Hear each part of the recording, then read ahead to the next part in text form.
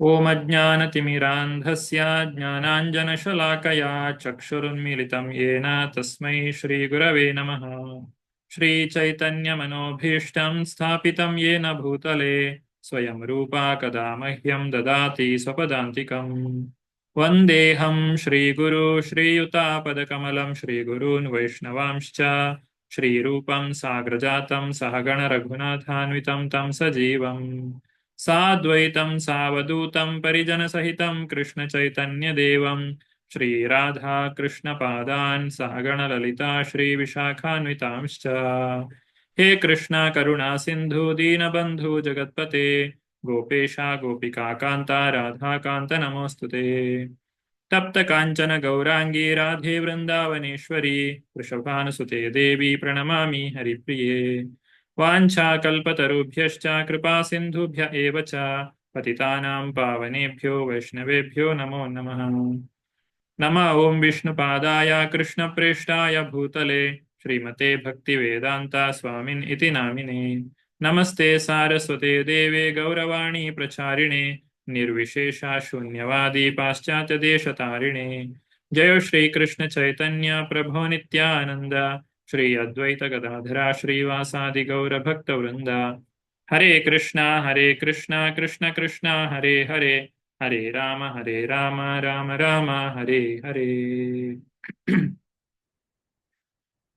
ಶ್ರೀಮದ್ ಭಾಗವತದ 2ನೇ ಸ್ಕಂದದ 6ನೇ ಅಧ್ಯಾಯದಲ್ಲಿ ನಾವು ಪುರುಷ ಸೂಕ್ತದ ದೃಢೀಕರಣವನ್ನ ತಿಳಿದುಕೊಂಡಿದ್ದೇವೆ. ಹಾಗೆ ಅದಕ್ಕಿಂತ ಹಿಂದಿನ ಅಧ್ಯಾಯ ಸಕಲ ಕಾರಣಗಳ ಕಾರಣ ಭಗವಂತ ಹೇಗೆ ಆಗಿದ್ದಾನೆ ಅನ್ನುವುದನ್ನ ತಿಳಿದುಕೊಂಡಿದ್ದೇವೆ.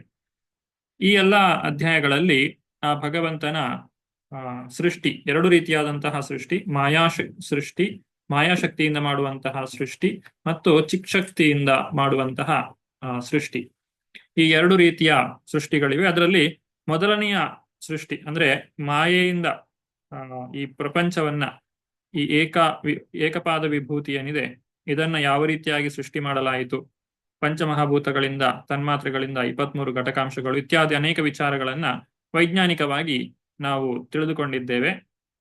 ನಾವು ತಿಳಿದುಕೊಂಡಿರುವಂತಹದ್ದು ಸಾಕ್ಷಾತ್ ಸೃಷ್ಟಿಕರ್ತನಾದಂತಹ ಬ್ರಹ್ಮದೇವನಿಂದ. ಇದನ್ನೆಲ್ಲ ಸೃಷ್ಟಿಯ ಮೂಲ ಕಾರ್ಯವನ್ನ ಯಾರು ಮಾಡ್ತಾರೋ ಅವರ ಮುಖಾಂತರವೇ, ಅವರಿಂದಲೇ ನಾರದ ಮುನಿಗಳು ಕೇಳಿಸಿಕೊಂಡಂತಹ ಮಾತುಗಳನ್ನ ನಾವು ತಿಳಿದುಕೊಳ್ಳಿಕ್ಕೆ ಪ್ರಯತ್ನ ಪಟ್ಟಿರುವಂಥದ್ದು. ಇದು ಒಂದು ರೀತಿಯಾದಂತಹ ಸೃಷ್ಟಿ. ಈಗ ಇನ್ನೊಂದು ರೀತಿಯಾದಂತಹ ಭಗವಂತನ ಸೃಷ್ಟಿ ಅಥವಾ ಚಟುವಟಿಕೆಗಳು, ಅದು ಚಿತ್ಶಕ್ತಿಯ ಒಂದು ಕಾರ್ಯಚಟುವಟಿಕೆಗಳು ಏನು ಅನ್ನುವುದನ್ನ ನಾವು ಇಂದಿನ ದಿನ ತಿಳಿದುಕೊಳ್ಳೋಣ. ಪ್ರಮುಖವಾಗಿ ಇಲ್ಲಿ ಭಗವಂತನ ಲೀಲೆಗಳ ಕುರಿತಾಗಿ, ಭಗವಂತನ ಅವತಾರಗಳ ಕುರಿತಾಗಿ ನಾವು ತಿಳಿದುಕೊಳ್ಳಿಕ್ಕೆ ಇರುವಂತಹದ್ದು. ಯಾವ ರೀತಿಯಾಗಿ ಈ ಕಾಲವನ್ನ ಗಣನೆ ಮಾಡ್ತಾರೆ ಅನ್ನುವುದನ್ನ ನಾವು ಭಗವದ್ಗೀತೆಯ 4ನೇ ಅಧ್ಯಾಯದಲ್ಲಿ ಸ್ವಲ್ಪ ಪ್ರಮಾಣದಲ್ಲಿ ತಿಳಿದುಕೊಂಡಿದ್ದೇವೆ.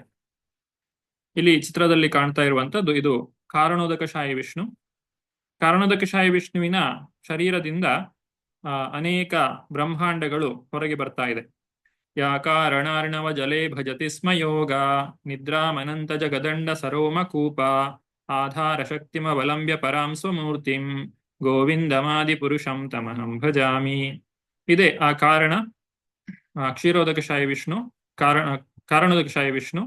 ಕಾರಣ ಉದಕ, ಕಾರಣ ನೀರಿನಲ್ಲಿ, ಕಾರಣ ಅನ್ನುವಂತಹ ನೀರು, ಕಾರಣ ಉದಕ ಅಂದ್ರೆ ನೀರು, ಅದರಲ್ಲಿ ಯೋಗ ನಿದ್ರೆಯನ್ನ ಮಾಡ್ತಾ ಇರುವಂತಹ ವಿಷ್ಣು. ಇಲ್ಲಿ ಏನು ನಾವು ಸಣ್ಣ ಸಣ್ಣ ಗುಳ್ಳೆಗಳ ಹಾಗೆ ಕಾಣ್ತಾ ಇದ್ದೇವೆ, ಇದೆಲ್ಲವೂ ಕೂಡ ಒಂದೊಂದು ಬ್ರಹ್ಮಾಂಡಗಳು. ಈ ಪ್ರತಿಯೊಂದು ಬ್ರಹ್ಮಾಂಡದಲ್ಲಿಯೂ ಕೂಡ ಭಗವಂತ ಗರ್ಭೋದಕಶಾಹಿ ವಿಷ್ಣುವಾಗಿ ತಾನು ಪ್ರವೇಶವನ್ನ ಮಾಡ್ತಾನೆ. ಆ 23 ಘಟಕಾಂಶಗಳು ಸೃಷ್ಟಿಯಾದ ನಂತರ ಅಲ್ಲಿ ಪುರುಷನು ಪ್ರವೇಶ ಮಾಡ್ತಾನೆ. ಕಳೆದ ಅಧ್ಯಾಯದಲ್ಲಿ ಹೇಳಿದೆವು ಪುರುಷ ಸೂಕ್ತ. ಅದು ಯಾರು ಪುರುಷ? ಅದು ಈತನೇ ಪುರುಷ. ಇಲ್ಲಿ ನೀವು ಸಣ್ಣ ಚಿತ್ರದಲ್ಲಿ ಕಾಣಬಹುದು, ಭಗವಂತನ ನಾಭಿ ಕಮಲದಿಂದ ಬ್ರಹ್ಮದೇವನು, ಈಗ ಇಲ್ಲಿ ಭಗವಂತನ ನಾಭಿಯಲ್ಲಿ ಬ್ರಹ್ಮದೇವ ಇಲ್ಲ, ಇಲ್ಲಿ ನಾವು ಕಾಣಬಹುದು. ಅಂದ್ರೆ ಇದು ಕಾರಣೋದಕಶಾಹಿ ವಿಷ್ಣು, ಇದು ಗರ್ಭೋದಕಶಾಹಿ ವಿಷ್ಣು. ಈ ಗರ್ಭೋದಕಶಾಹಿ ವಿಷ್ಣುವನ್ನೇ ಪುರುಷ ಅಂತ ಹೇಳಿ ಕರೆದಿರುವಂತಹದ್ದು. ಗರ್ಭೋದಕಶಾಹಿ ವಿಷ್ಣು ಈ ಬ್ರಹ್ಮಾಂಡವನ್ನ ಪ್ರವೇಶ ಮಾಡಿದಾಗ, ಅಂದ್ರೆ ಕಾರಣೋದಕಶಾಹಿ ವಿಷ್ಣುವಿನದ್ದೇ ಇನ್ನೊಂದು ವಿಸ್ತರಣೆ. ಇಲ್ಲಿ ಪ್ರವೇಶವನ್ನ ಮಾಡಿದಾಗ ಭಗವಂತ ಈ ಎಲ್ಲ ಸೃಷ್ಟಿಗೆ ಚಾಲನೆಯನ್ನ ಕೊಡುವಂತಹದ್ದು ಮತ್ತು 14 ಲೋಕಗಳ ಸೃಷ್ಟಿಯು ನಡೆಯುವಂತಹದ್ದು. ಆಮೇಲೆ ಯಾವೆಲ್ಲ ಜೀವಿಗಳು ಜನ್ಮವನ್ನು ತೆಗೆದುಕೊಳ್ಳಿಕ್ಕೆ ಅವರು ಯೋಗ್ಯರಾಗಿದ್ದಾರೋ ಅವರ ಇಚ್ಛೆಗಳಿಗೆ ಅನುಸಾರವಾಗಿ, ಅವರ ಯೋಗ್ಯತೆಗೆ, ಅವರು ಏನು ಕರ್ಮವನ್ನ ಮಾಡಿದ್ದಾರೆ ಅದಕ್ಕೆ ಅನುಸಾರವಾಗಿ ಬೇರೆ ಬೇರೆ ಶರೀರಗಳನ್ನ ಅವರಿಗೆ ಕೊಡ್ತಾರೆ. ಅದು ಜಲಚರ, ಮರಗಿಡಗಳು, ಕ್ರಿಮಿಕೀಟ, ಪಕ್ಷಿ, ಪ್ರಾಣಿ, ಮನುಷ್ಯರು, ಈ ರೀತಿಯಾಗಿ ದೇವತೆಗಳು, ಅನೇಕ ರೀತಿಯಾದಂತಹ ಶರೀರಗಳನ್ನ ಅವರಿಗೆ ಕೊಡುವಂತಹದ್ದು. ಆ ರೀತಿಯಾಗಿ ಸೃಷ್ಟಿಯಾದಂತಹ ಶರೀರಗಳಲ್ಲಿ ಜೀವಾತ್ಮನ ಜೊತೆಗೆ ಭಗವಂತ ಪರಮಾತ್ಮ ರೂಪಿಯಾಗಿ ತಾನೂ ಕೂಡ ಪ್ರವೇಶವನ್ನ ಮಾಡ್ತಾನೆ. ಆತನು ಇಲ್ಲಿ ಕ್ಷೀರಶಾಹಿಯಾಗಿ, ಇದು ಕ್ಷೀರೋದಕಶಾಹಿ ವಿಷ್ಣು, ಹಾಲಿನ ಕಡಲಿನಲ್ಲಿ ಪವಡಿಸಿರುವಂತಹ ವಿಷ್ಣು, ಲಕ್ಷ್ಮೀ ಸಹಿತನಾಗಿ ಆತನು ಇಲ್ಲಿ ಆಸೀನನಾಗಿದ್ದಾನೆ. ಈತನೇ ಕ್ಷೀರೋದಕಶಾಹಿ ವಿಷ್ಣು ಆಗಿದ್ದಾನೆ. ಹೀಗೆ ನಾವು ಕಾರಣೋದಕಶಾಹಿ ವಿಷ್ಣು, ಗರ್ಭೋದಕಶಾಹಿ ವಿಷ್ಣು ಮತ್ತು ಕ್ಷೀರೋದಕಶಾಹಿ ವಿಷ್ಣು ಇವರ ನಡುವೆ ವ್ಯತ್ಯಾಸವನ್ನ ನಾವು ಗುರುತಿಸಲಿಕ್ಕೆ ಸಾಧ್ಯ ಇದೆ. ಭಗವದ್ಗೀತೆಯಲ್ಲಿ ನಾವು ತಿಳ್ಕೊಂಡ ಹಾಗೆ ಅಥವಾ ಭಾಗವತದ ಹಿಂದಿನ ಅಧ್ಯಾಯಗಳಲ್ಲಿ ತಿಳಿದುಕೊಂಡಿರುವ ಹಾಗೆ ಕಲಿಯುಗದ ಅವಧಿಯು 4,32,000 ವರ್ಷಗಳು ಇವೆ. ಅದು ಮಾನವರ ವರ್ಷ. ಅಂದ್ರೆ ನಾವು ಏನು 100 ವರ್ಷ ಬದುಕ್ತೇವೆ ಅಂತ ಹೇಳ್ತೇವೆ, ಅದು 80 ವರ್ಷ ಬದುಕ್ತೇವೆ ಅಂತ ಹೇಳ್ತೇವೆ. ಆ ಲೆಕ್ಕಾಚಾರದಲ್ಲಿ 4,32,000 ವರ್ಷ, ಇದು ತುಂಬಾ ದೊಡ್ಡ ಸಂಖ್ಯೆ. ನಮಗೆ 5,000 ವರ್ಷಗಳು ಈಗಾಗಲೇ ಕಳೆದು ಹೋಗಿದೆ ಕಲಿಯುಗದಲ್ಲಿ. ಇನ್ನು ಕೂಡ 4,27,000 ವರ್ಷಗಳು ಇವೆ. ಅಷ್ಟು ಉದ್ದ ಇದೆ ಕಲಿಯುಗದ ಪ್ರಥಮ ಪಾದ ಈಗ ನಡೀತಾ ಇರುವಂತಹದ್ದು.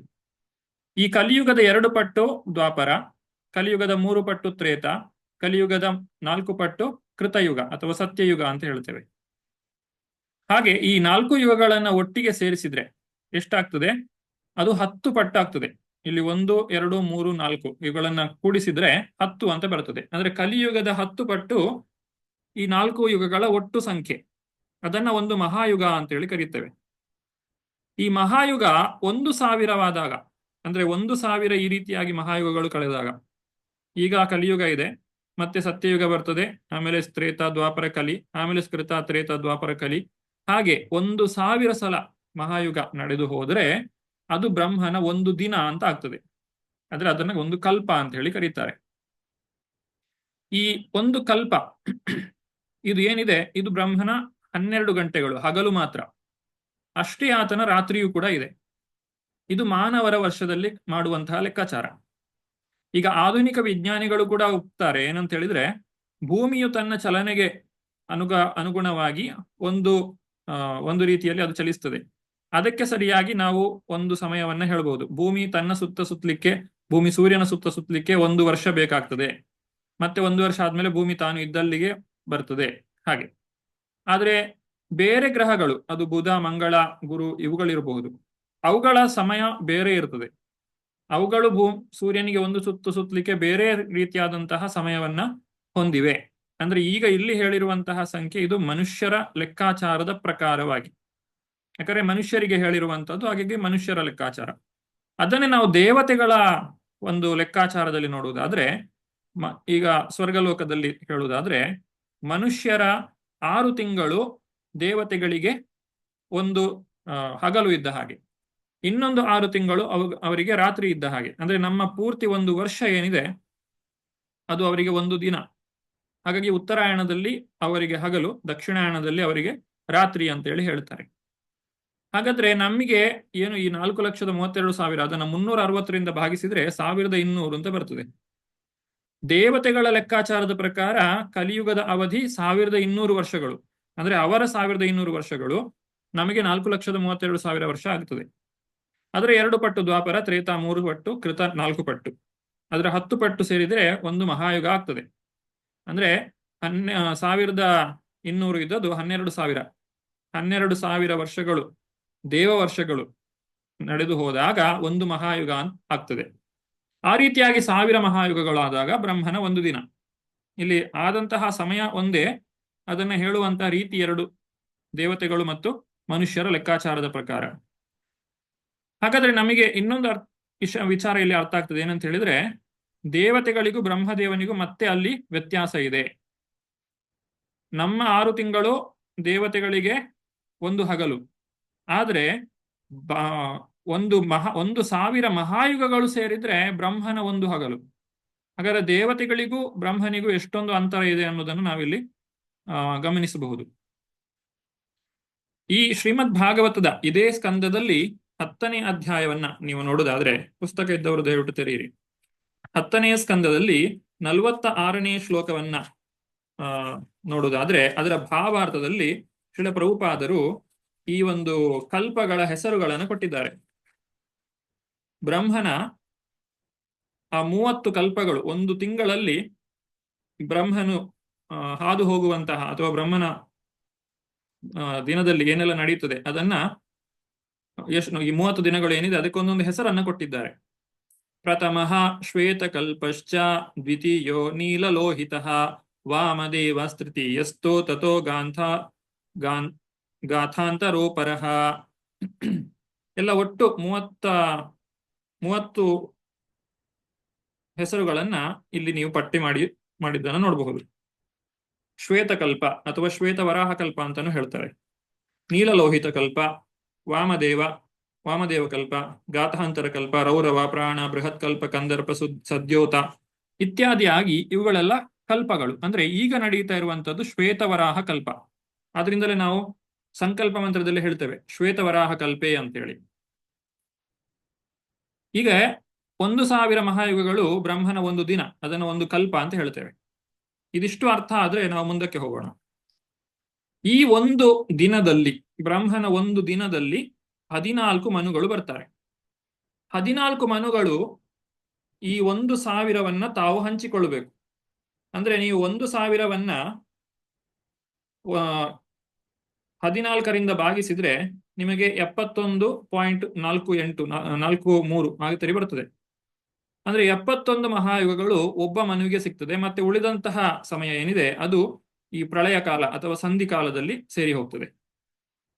ಹಾಗೆ 14 ಮನುಗಳು ಬರುವುದಾದ್ರೆ 1,000 ವರ್ಷದಲ್ಲಿ ಒಬ್ಬೊಬ್ಬ ಮನುವಿಗೂ 71 ಮಹಾಯುಗಗಳು ಸಿಕ್ಕಿದ ಹಾಗೆ ಆಗ್ತದೆ. 71ನ್ನ 14ರಿಂದ ಗುಣಿಸಿದ್ರೆ 996 ಬರ್ತದೆ. 14ನ್ನ 994 ಮಹಾಯುಗಗಳು. ಉಳಿದದ್ದು ಸಂಧಿ ಕಾಲದಲ್ಲಿ ಅಂದ್ರೆ ಪ್ರಳಯಗಳು ಆಗುವಾಗ ಆ ಸಮಯವು ಅದಕ್ಕೆ ಹೋಗ್ತದೆ. ಈ ರೀತಿ ಯಾವುದೆಲ್ಲ ಮನುಗಳು ಬಂದಿದ್ದಾರೆ ಸೃಷ್ಟಿಯ ಆರಂಭದಿಂದ. ಈಗ ನಡೀತಾ ಇರುವಂತದ್ದು ಶ್ವೇತವರಾಹ ಕಲ್ಪ.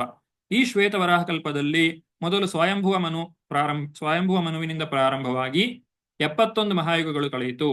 ನಂತರ ಸ್ವಾರೋಚಿಷ ಮನುವಿನಲ್ಲಿ 71 ಮಹಾಯುಗ ನಡೆಯಿತು. ನಂತರ ಉತ್ತಮ, ತಾಪಸ, ರೈವತ, ಚಾಕ್ಷುಷ ಈ ರೀತಿ 71 ಮಹಾಯುಗಗಳು ಕಳೆದು ಹೋಗಿವೆ. ವೈವಸ್ವತ ಮನುವಿನ ಈಗಿನ 27 ಮಹಾಯುಗಗಳು ಕಳೆದು ಹೋಗಿದೆ. ಇದು 28ನೇ ಮಹಾಯುಗ. ಅಷ್ಟಾವಿಂಶತಿ ತಮೇ ಅಂತ ಹೇಳ್ತಾರೆ. ಅಷ್ಟಾವಿಂಶತಿ ತಮೇ ಕಲಿಯುಗೆ ಪ್ರಥಮ ಪಾದೇ ಅಂತ ಹೇಳ್ತಾರೆ. ಇನ್ನು ಮುಂದಕ್ಕೆ ಬರ್ತಾ ಇರುವಂತದ್ದು ಸಾವರ್ಣಿ ಮನು, ಅದು 8ನೆಯ ಮನು. ನಂತರ ದಕ್ಷಿಣ ಸಾವರ್ಣಿ, ಬ್ರಹ್ಮ ಸಾವರ್ಣಿ, ಧರ್ಮ ಸಾವರ್ಣಿ, ರುದ್ರ ಸಾವರ್ಣಿ, ದೇವ ಸಾವರ್ಣಿ, ಇಂದ್ರ ಸಾವರ್ಣಿ, ಹೀಗೆ ಬೇರೆ ಬೇರೆ ಮನುಗಳ ಹೆಸರು. ಅಂದ್ರೆ ಇನ್ನು ಮುಂದಕ್ಕೆ ನಡೆಯುವಂತದ್ದನ್ನೆಲ್ಲ ಈಗಲೇ ನಮಗೆ ತಿಳಿಸಿಕೊಡುತ್ತದೆ ಶ್ರೀಮದ್ ಭಾಗವತ ಮತ್ತು ಇತರ ಪುರಾಣಗಳು, ಇತರ ಆಧ್ಯಾತ್ಮಿಕ ಗ್ರಂಥಗಳು, ಭವಿಷ್ಯದಲ್ಲಿ ನಡೆಯಲಿಕ್ಕೆ ಇರುವಂತಹದ್ದು. ಈ 14 ಮನುಗಳಲ್ಲಿ ಇಂದ್ರನು ಬದಲಾಗ್ತಾನೆ, ಸಪ್ತರ್ಷಿಗಳು ಬದಲಾಗ್ತಾರೆ, ಭಗವಂತನ ಅನೇಕ ಅವತಾರಗಳು ನಡೆಯುತ್ತವೆ. ಸ್ವಯಂಭುವ ಮನುವಿನ ಕಾಲದಲ್ಲಿ ಯಜ್ಞ ಅನ್ನುವಂಥದ್ದು ಯಜ್ಞ ಇಂದ್ರನಾಗಿದ್ದ ಮತ್ತು ಆತನೇ ವಿಷ್ಣುವಿನ ಅವತಾರವೂ ಆಗಿದ್ದಾನೆ. ಸ್ವಯಂಭುವ ಮನು ಮತ್ತು ಶತರೂಪರ ಮಕ್ಕಳು, ಅವರಿಗೆ 3 ಹೆಣ್ಣು ಮಕ್ಕಳು, 2 ಗಂಡು ಮಕ್ಕಳು. ಅವರಲ್ಲಿ ಹೆಣ್ಣು ಮಗು ಆಕೂತಿ ಸ್ವಯಂಭುವ ಮನುವಿನ ಮಗಳಾದಂತಹ ಆಕೂತಿ ಮತ್ತು ಬ್ರಹ್ಮದೇವರ ಮಗನಾದಂತಹ ರುಚಿ ಪ್ರಜಾಪತಿ, ಅವರಿಗೆ ಹುಟ್ಟಿದಂತಹ ಮಗನೇ ಯಜ್ಞ. ಆತನು ಭಗವಂತನ ಅವತಾರ. 3ನೇ ಸ್ಕಂದದಲ್ಲಿ ನಾವು ಇದರ ಬಗ್ಗೆ ವಿವರವಾಗಿ ತಿಳಿಲಿಕ್ಕಿದೆ. ಈಗ ಸಂಕ್ಷಿಪ್ತವಾಗಿ ತಿಳ್ಕೊಳ್ಳೋಣ. ನಾವು ಒಂದು ಕಡೆ ಪ್ರಭುಪಾದರು ಹೇಳಿದ್ದನ್ನು ನೀವು ನೆನಪು ಮಾಡಿಕೊಳ್ಬಹುದು. ಯಾವಾಗ ಬ್ರಹ್ಮ ಪದವಿಗೆ ಅಥವಾ ಇಂದ್ರ ಪದವಿಗೆ ಯೋಗ್ಯರಾದಂತಹ ವ್ಯಕ್ತಿಗಳು ಸಿಗದೇ ಇದ್ದಾಗ, ಅಥವಾ ಭಗವಂತನ ಸ್ವ ಇಚ್ಛೆಯಿಂದ ತಾನೇ ಇಂದ್ರ ಪದವಿಯನ್ನ ಪಡೆಯುತ್ತಾನೆ, ತಾನೇ ಇಂದ್ರ ಪದವಿಯನ್ನ ನಡೆಸ್ತಾನೆ ಅಂತೇಳಿ. ಹಾಗೆ ಸ್ವಯಂಭುವ ಮನುವಿನ ಕಾಲದಲ್ಲಿ ಯಜ್ಞ, ಆತನು ಭಗವಂತನ ಅವತಾರವೂ ಹೌದು ಆತನು ಇಂದ್ರ ಪದವಿಯನ್ನು ಕೂಡ ಹೊಂದಿದ್ದ. ಆಮೇಲೆ ಸ್ವಾರೋಚಿಷಮನುವಿನಲ್ಲಿ ಭಗವಂತನು ವಿಭು ಅನ್ನುವಂತಹ ಹೆಸರಿನಿಂದ ಅವತಾರ ತಾಳ್ತಾನೆ. ಆಗ ಇದ್ದಂತಹ ಇಂದ್ರ ವಿಪಶ್ಚಿತ್. ಈಗ ನಾವು ಹೇಗೆ ನೋಡ್ತೇವೆ, ಈ ಅಧಿಕಾರಗಳು ಬದಲಾಗುವುದನ್ನ, 5 ವರ್ಷಕ್ಕೆ ಒಬ್ಬರು ಆ ಪ್ರಧಾನಮಂತ್ರಿ ಅಥವಾ ಮುಖ್ಯಮಂತ್ರಿಗಳು ಬರ್ತಾರೆ, ಅವರು ಬಂದಾಗ ಸಂಪೂರ್ಣ ಸಚಿವ ಮಂಡಲ ಬದಲಾಗ್ತದೆ. ಇಲ್ಲಿ ಪೈಪೋಟಿ ಮತ್ತೆ ಎಲೆಕ್ಷನ್ ನಡೀತದೆ, ಆದ್ರೆ ಇಲ್ಲಿ ಭಗವಂತನು ತಾನೇ ಅದನ್ನ ನಿರ್ಧಾರ ಮಾಡಿ ಮೊದಲೇ ಹೇಳಿ ಆಗಿದೆ. ಯಾಕಂದ್ರೆ ಇದೆಲ್ಲ ಮುಂದಕ್ಕೆ ನಡೀಲಿಕ್ಕಿರುವಂತದ್ದು ಕೂಡ ಇಲ್ಲೇ ಬಂದಿದೆ. ಮೂರನೆಯ ಮನು ಉತ್ತಮ ಮನು. ಆತನು ಆಗ ಸುಶಾಂತಿ ಅನ್ನುವಂತಹ ಇಂದ್ರ, ಸತ್ಯಸೇನ ವಿಷ್ಣುವಿನ ಅವತಾರ. ಇದನ್ನ ಮತ್ತೆ ನಾವು ವಿವರವಾಗಿ ತಿಳಿತೇವೆ. ಈಗ ಸಂಕ್ಷಿಪ್ತವಾಗಿ ಹೇಳ್ತಾ ಇದ್ದಾನೆ, ಯಾಕಂದ್ರೆ ಈ ಅವತಾರಗಳನ್ನ ತಿಳ್ಕೊಳ್ಳಿಕ್ಕೆ ಇದರ ಸ್ವಲ್ಪ ಮಾತ್ರ ಒಂದು ಜ್ಞಾನ ಇರಬೇಕಾಗ್ತದೆ. ಈಗ ಪ್ರಸ್ತುತ ವೈವಸ್ವತ ಮನು. ಈ ವೈವಸ್ವತ ಮನುವಿನಲ್ಲಿ ಭಗವಂತ ಯಾವ ರೂಪದಿಂದ ಅವತಾರ ತಾಳಿದ್ದಾನೆ? ವಾಮನ ಅವತಾರವಾಗಿ ಬಂದಿದ್ದಾನೆ. ಯಾತಕ್ಕೋಸ್ಕರ ಬಂದ? ಬಲಿಯಿಂದ ಆ ಒಂದು ಭೂಮಿಯನ್ನ ಪಡೀಲಿಕ್ಕೋಸ್ಕರ. ಆ ಭೂಮಿಯನ್ನ ಕಳೆದುಕೊಂಡದ್ದು ಹೇಗೆ? ಅದು ಬಲಿಯಿಂದಾಗಿ. ಬಲಿಯು ಆ ಭೂಮಿಯನ್ನ ಅಥವಾ ಸ್ವರ್ಗಲೋಕವನ್ನ ತಾನು ಆಕ್ರಮಣ ಮಾಡಿಕೊಂಡಿದ್ದಾನೆ. ಅದಕ್ಕಿಂತ ಹಿಂದೆ ಅಲ್ಲಿ ಸಮುದ್ರ ಮಂಥನ ನಡೆದಿತ್ತು. ಸಮುದ್ರ ಮಂಥನ ನಡೆದದ್ದು ಯಾವಾಗ? ಚಾಕ್ಷುಷ ಮನ್ವಂತರದಲ್ಲಿ, 6ನೇ ಮನ್ವಂತರದಲ್ಲಿ. ಆಗ ಇದ್ದಂತಹ ಇಂದ್ರ ಯಾರು? ಮನೋಜವ ಅನ್ನುವಂತಹ ಇಂದ್ರ. ಅವನ ಮಂತ್ರದ್ರುಮ ಅಂತಾನು ಕರೀತಾರೆ. ಆಗ ಭಗವಂತನ ಅವತಾರ ಅಜಿತ ನಾಮಕ ಭಗವಂತ. ಈ ಅಜಿತನೇ ಆ ಎಲ್ಲಾ ಒಂದು ಸಮುದ್ರ ಮಂಥನ ಸರಿಯಾಗಿ ನಡೆದುಕೊಂಡು ಹೋಗುವ ಹಾಗೆ ಮಾಡಿದ್ದು. ಆ ಮಂದರ ಪರ್ವತವನ್ನು ಎತ್ತಿಕೊಂಡು ಬಂದದ್ದು ಮತ್ತು ಆ ಮಂದರ ಪರ್ವತನ ಹಿಡಿದದ್ದು, ಅದು ಸರಿಯಾಗಿ ಎಲ್ಲ ಸಂಪೂರ್ಣವಾಗಿ ಆ ಒಂದು ಸಮುದ್ರ ಮಂಥನ ನಡೀಲಿಕ್ಕೆ ಭಗವಂತನ ಆ ಒಂದು ಅವತಾರ ಅಜಿತ ನಾಮಕ ವಿಷ್ಣುವೇ ಕಾರಣನಾಗಿದ್ದಾನೆ. ಹಾಗೂ ಅಲ್ಲಿ ಬಲಿಯ ಜೊತೆಗೆ ಯುದ್ಧ ಮಾಡಿದ್ದು ಅಥವಾ ಬಲಿಯ ಜೊತೆಗೆ ಸಂಧಾನವನ್ನ ಮಾಡಿದ್ದು ಹಿಂದಿನ ಈ ಒಂದು ಇಂದ್ರ. ನಂತರ ಬಲಿ ಮಹಾರಾಜ ಮತ್ತೆ ಸ್ವರ್ಗಲೋಕಕ್ಕೆ ಆಕ್ರಮಣವನ್ನ ಮಾಡಿದಾಗ ಅಲ್ಲಿ ಒಂದು ಮನ್ವಂತರವೇ ಕಳೆದು ಹೋಗಿತ್ತು. ಆಗ ಅಲ್ಲಿ ಇಂದ್ರನಾಗಿದ್ದವನು ಪುರಂದರ. ನಂತರ ಅದಿತಿಯ ಮಗನಾಗಿ ಕಿರಿಯ ಮಗನಾಗಿ ಬಂದವನು ವಾಮನ. ಭಗವಂತ ಇನ್ನೊಂದು ಅವತಾರದಲ್ಲಿ ಬಂದಿರುವಂಥದ್ದು. ಆತನು ಆದಿತ್ಯರಲ್ಲೂ ಒಬ್ಬನಾಗಿದ್ದಾನೆ. ಆತನು ಆ ಒಂದು ಭೂಮಿಯನ್ನ ಪಡೆದುಕೊಂಡು ನಂತರ ಅದನ್ನ ಪುರಂದರನಿಗೆ ಕೊಟ್ಟ. ಇಲ್ಲಿ ಇಂದ್ರನಿಗೆ ಕೊಟ್ಟ ಅಂತ ಹೇಳಿದ್ರೆ ಈ 14 ಇಂದ್ರರಲ್ಲಿ ಯಾರು ಅನ್ನುವ ಪ್ರಶ್ನೆಯೂ ಕೂಡ ಮೂಡ್ತದೆ. ಆದ್ರೆ ನಾವು ಸಾಮಾನ್ಯವಾಗಿ ಮಾತನಾಡುವಾಗ ಇಂದ್ರ ಅಂತ ಹೇಳ್ತೇವೆ. ಆದ್ರೆ ಅಲ್ಲಿ ಇಂದ್ರ ಅನ್ನುವಂಥದ್ದು ಪದವಿ. ಆ ಪದವಿಯಲ್ಲಿ ಬೇರೆ ಬೇರೆ ಜನಗಳು ಬರ್ತಾ ಹೋಗ್ತಾ ಇರ್ತಾರೆ. ಈ ಪುರಂದರನಿಗೆ ಈ ಒಂದು ಪದವಿಯನ್ನ ಕೊಟ್ಟಿದ್ದಾರೆ. ನಂತರ ಏನು ಮಾಡಿದ್ರು? ಬಲಿಯನ್ನೇ ಇಂದ್ರನನ್ನಾಗಿ ಮಾಡಿದ್ರು. ಯಾವಾಗ? ಸಾವರ್ಣಿ ಮನ್ವಂತರದಲ್ಲಿ, ಅಂದ್ರೆ ಮುಂದೆ ಬರುವ 8ನೇ ಮನ್ವಂತರ. ಈಗ 28ನೇ ಮಹಾಯುಗ ನಡೀತಾ ಇದೆ. ಇದು ಇನ್ನು ಹಾಗೆ ಮುಂದುವರೆದು 71 ಮಹಾಯುಗ ನಡೆದ ಮೇಲೆ ಈ ಮನ್ವಂತರ ಆ ಒಂದು ಸಂಧಿಕಾಲ ನಡೆದ ಮೇಲೆ ಇನ್ನೊಂದು ಹೊಸ ಮನ್ವಂತರ ಪ್ರಾರಂಭವಾಗ್ತದೆ. ಅಲ್ಲಿ ಸಾವರ್ಣಿ ಮನು ಬರ್ತಾನೆ. ಆ ಸಾವರ್ಣಿ ಮನುವಿನ ಕಾಲದಲ್ಲಿ ಬಲಿಯು ಇಂದ್ರನಾಗ್ತಾನೆ. ಭಗವಂತ ಸಾರ್ವಭೌಮ ಅನ್ನುವಂತಹ ಹೆಸರಿನಿಂದ ಅವತಾರವನ್ನು ತಾಳ್ತಾನೆ. ಹೀಗೆ ಭಗವಂತ ನಾನಾ ಅವತಾರಗಳನ್ನು ತಾಳ್ತಾ ಇರ್ತಾನೆ. ಕೆಲವೊಮ್ಮೆ ಈ ಅವತಾರಗಳಲ್ಲಿ ನಡೆಯುವಂತಹ ಚಟುವಟಿಕೆಗಳೇನಿವೆ ಅವುಗಳು ಮತ್ತೆ ಮತ್ತೆ ನಡೀತಾ ಇರ್ತದೆ. ಈಗ ವರಾಹಾವತಾರ ಸ್ವಯಂಭೂ ಮನುವಿನ ಕಾಲದಲ್ಲಿಯೂ ಕೂಡ ನಡೆದಿದೆ. ಆಮೇಲೆ ಮತ್ತೆ ಇನ್ನೊಂದ್ಸಲ ವರಾಹಾವತಾರ ನಡೆದಿದೆ. ಒಟ್ಟು 2 ಸಲ ವರಾಹಾವತಾರ ನಡೆದಿದೆ. ಆಗ ಏನಾಗ್ತದೆ? ಭಗವಂತನ ಚಟುವಟಿಕೆಗಳನ್ನ ಪುರಾಣಗಳು ವಿವರಿಸುವಾಗ ಅವುಗಳನ್ನ 2 ಚಟುವಟಿಕೆಗಳನ್ನ ಒಟ್ಟಿಗೆ ಹೇಳ್ತಾರೆ. ಆಗ ನಮಗೆ ಸ್ವಲ್ಪ ಗೊಂದಲ ಆಗ್ತದೆ. ಅಲ್ಲಿ ಆ ರೀತಿಯಾಗಿ ಹೇಳಿದ್ದಾರೆ, ಇಲ್ಲಿ ಈ ರೀತಿಯಾಗಿ ಹೇಳಿದ್ದಾರೆ, ಯಾವುದು ಸರಿ ಅಂತೇಳಿ. ಅದು 2 ಸರಿ. ಯಾಕಂದ್ರೆ ಅದು ಬೇರೆ ಬೇರೆ ಮನ್ವಂತರಗಳಲ್ಲಿ ಅಥವಾ ಬೇರೆ ಬೇರೆ ಯುಗಗಳಲ್ಲಿ ನಡೆದಿರುವಂತಹ ಅವತಾರಗಳು, ಭಗವಂತನ ಚಟುವಟಿಕೆಗಳು ಆಗಿರ್ತವೆ. ಇಲ್ಲಿ ಈ ಚಿತ್ರದಲ್ಲಿ ಕಾಣಬಹುದು. ಇದು ಆದಿಸಂಧ್ಯಾ ಅಂತ ಹೇಳ್ತಾರೆ. ಒಂದು ಸಂಧ್ಯಾ ಅಂತ ಹೇಳಿದ್ರೆ ಕಲಿಯುಗದ 3 ಪಟ್ಟು, ಅಂದ್ರೆ ಕೃತಯುಗದ ಅವಧಿಯಲ್ಲಿ. ಕೃತಯುಗಕ್ಕೆ ಎಷ್ಟು ಅವಧಿ ಬೇಕೋ ಅಷ್ಟು ಅವಧಿಯಷ್ಟು ಸಂಧ್ಯಾಕಾಲ ನಡೆಯುತ್ತದೆ. ನಂತರ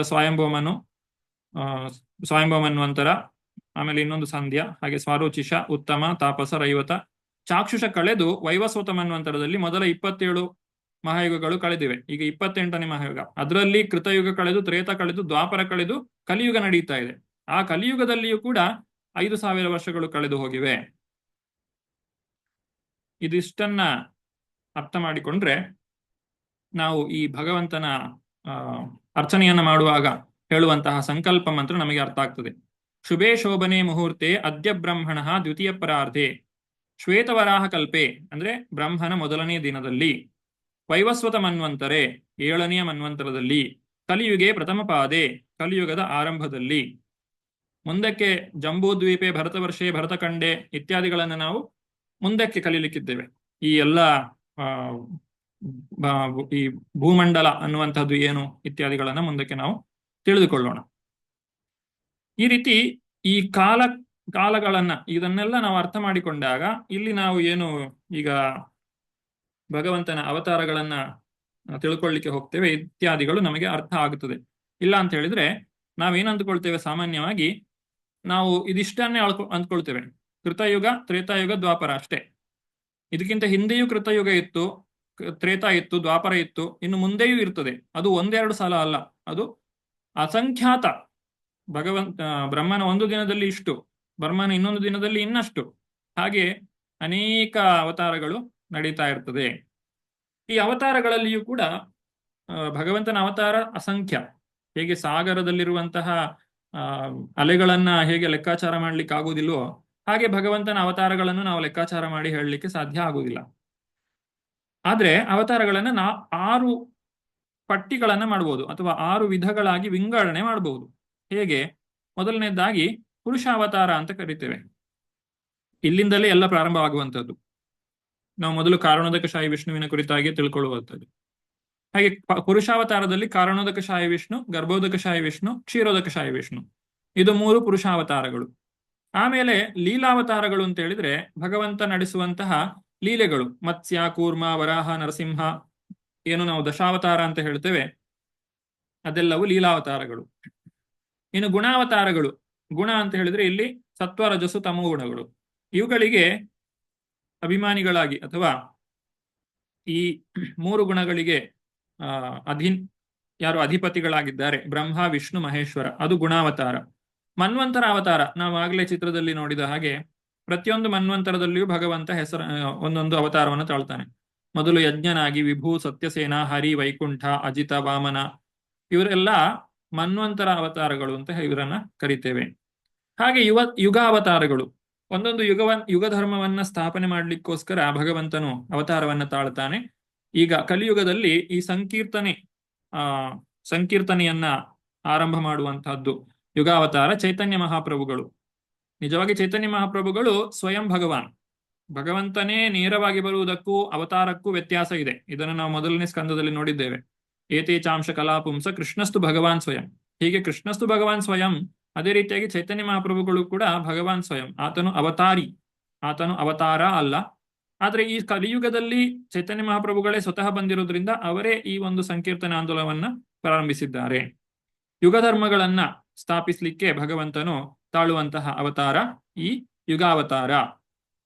ಅದು ಕೃತಯುಗದಲ್ಲಿ ಕಪಿಲ ಮುನಿ ಇರಬಹುದು, ಅಥವಾ ತ್ರೇತಾಯುಗದಲ್ಲಿ ವರಾಹ ಅವತಾರ, ಹಾಗೆ ಈ ಚೈತನ್ಯ ಮಹಾಪ್ರಭುಗಳು ಕಲಿಯುಗದಲ್ಲಿ, ಹಾಗೆ ದ್ವಾಪರದಲ್ಲಿ ಶ್ರೀಕೃಷ್ಣನೇ ಅವತಾರವನ್ನ ತಾಳಿದ್ದಾನೆ. ಒಂದೊಂದು ಯುಗಕ್ಕೆ ಏನೇನು ಧರ್ಮಗಳಿವೆಯೋ ಅವುಗಳನ್ನ ತಿಳಿಸ್ಲಿಕ್ಕೋಸ್ಕರ ಅದನ್ನ ಮುಂದಕ್ಕೆ ಕೃಷ್ಣನ ಒಂದು ನಾಮಕರಣದ ಸಮಯದಲ್ಲಿಯೂ ಹೇಳ್ತಾರೆ.